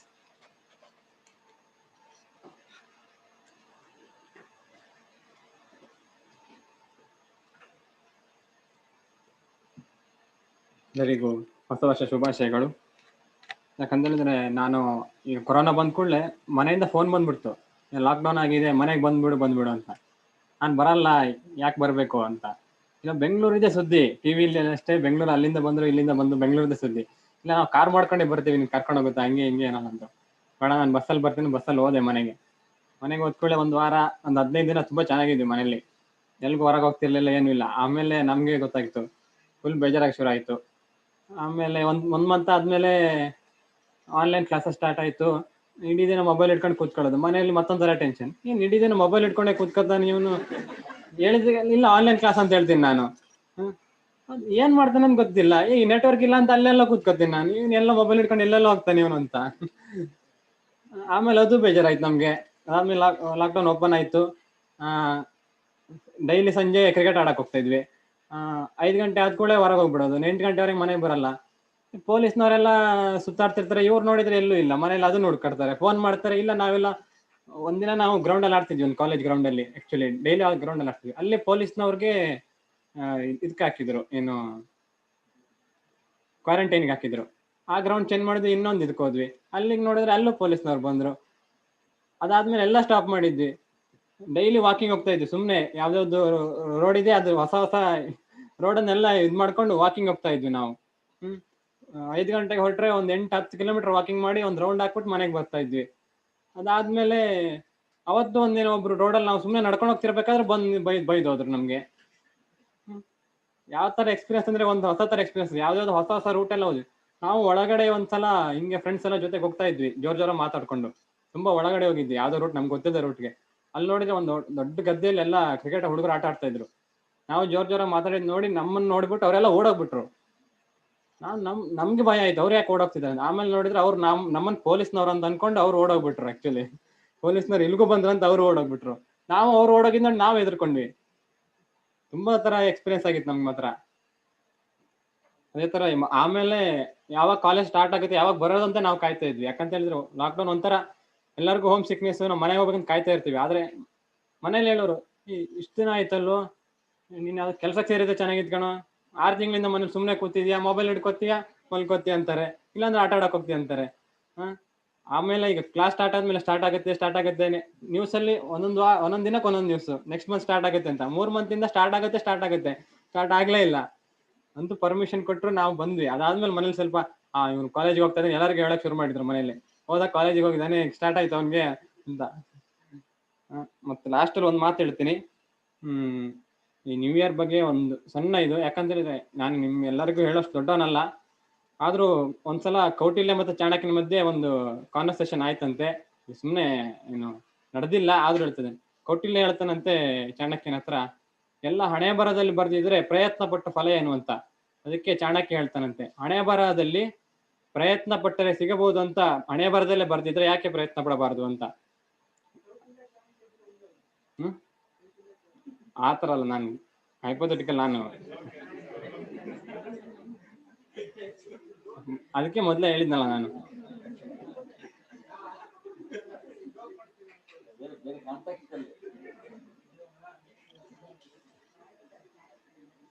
Imagination ಅಲ್ಲಿ ಮಾಡ್ಕೊಂಡು ಆತರ ಅವ್ರ ಮಧ್ಯೆನೆ ಅವ್ರು conversation ಮಾಡ್ಕೋತಾರೆ ಅಂತ. ಕುವೆಂಪು ಒಂದು ಸಾಲು ಹೇಳಿದಾರೆ. ಮೊನ್ನೆ ನನಗೆ ಯಾರೋ ಒಬ್ರು ಇಷ್ಟು ಚೆನ್ನಾಗಿ ಸಿಕ್ತು, ಕಳಿಸಿರೋದು. 100 ಸಾರಿ ಸೋತಿದ್ದರೇನಂತೆ, 101 ಸಾರಿ ಬಿದ್ದರೇನಂತೆ, ಸೋಲು ಗೆಲುವಿನ ಮೆಟ್ಟಿಲು, ಬಿದ್ದರಲ್ಲವೇ ಮರಳಿ ಏಳುವುದು, ಬೀಳದಿದ್ದವನು ಎಂದು ಮೇಲೆದ್ದವನಲ್ಲ. ಇದನ್ನ ಕುವೆಂಪು ಹೇಳಿದ್ದಾರೆ. ಇದನ್ನ ನಾನು ಯಾವತ್ತೂ ನೆನ್ಪಿಟ್ಕೋತೀನಿ. ಇನ್ನೊಂದು ನನಗೆ ಒಬ್ಬ ಸೀನಿಯರ್ ಹೇಳಿದ್ರು, ನಮ್ಗೆ ಯಾಕೆ ತುಂಬಾ ಸಲ ನಾವು ಅನ್ಕೋತೀವಿ ನಾನು ಒಬ್ಬನೇ ಹೋಗ್ತೀನಿ, ನನ್ಗೆ ಯಾರು ಸಹಾಯ ಬೇಡ ಅಂತ. ಅವಾಗ ಏನ್ ಹೇಳಿದ್ರು, ಒಬ್ರು ಹೇಳಿದ್ರು, if you want to go fast, go alone. If you want to go far, go along ಅಂತ. Just remember this and follow it. Thank you, Shailesh. Let us go along maintaining social distance in 2021 also. If I thought you wanted to share your. So now let us end the session by having a cake cutting with all our beloved professors.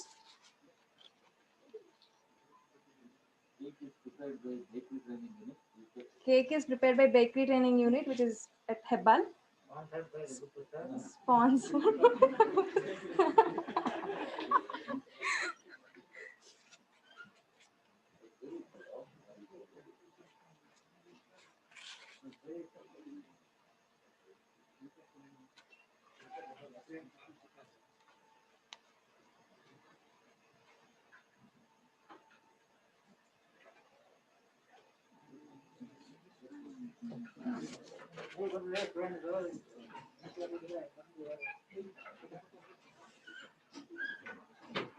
All the students, please come along for the cake cutting.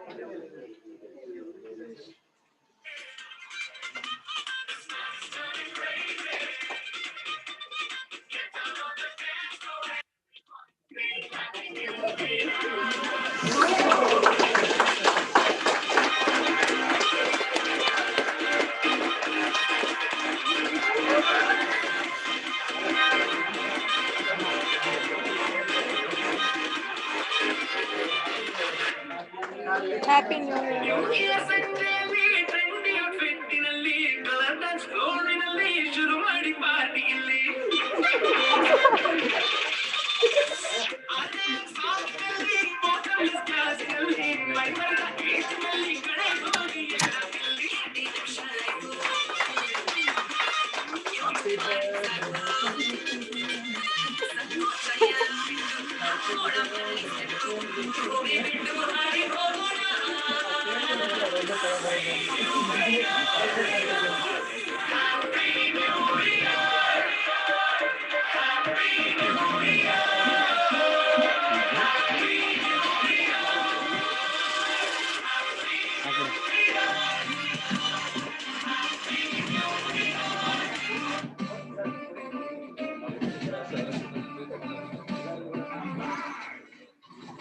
Here is your package.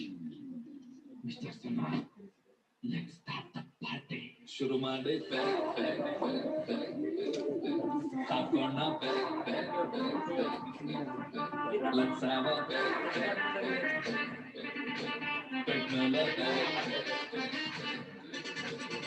ಇಂದು ಶನಿವಾರ ಮೈಯಲ್ಲಿ full ಜೋಶಿದೆ ನಾಳೆ ಭಾನುವಾರ ರಸ್ತಿಗೆ full day ಇದೆ ತಿನ್ನೋಕೆ ಖಾರ ಖಾರ chicken fry ಹಿಡಿಗಿದೆ ಕಕ್ಕೆ ಎಣ್ಣೆ ಬಿದ್ದ ಮೇಲೆ ಹೇಳಿ ಚಿಂತೆ ಏನಿದೆ ಪಾರ್ಟಿ ಸ್ಟಾರ್ಟ್ ಆಗಿದೆ ನೈಟು ರಿಚ್ ಆಗಿದೆ ಕಣ್ಣು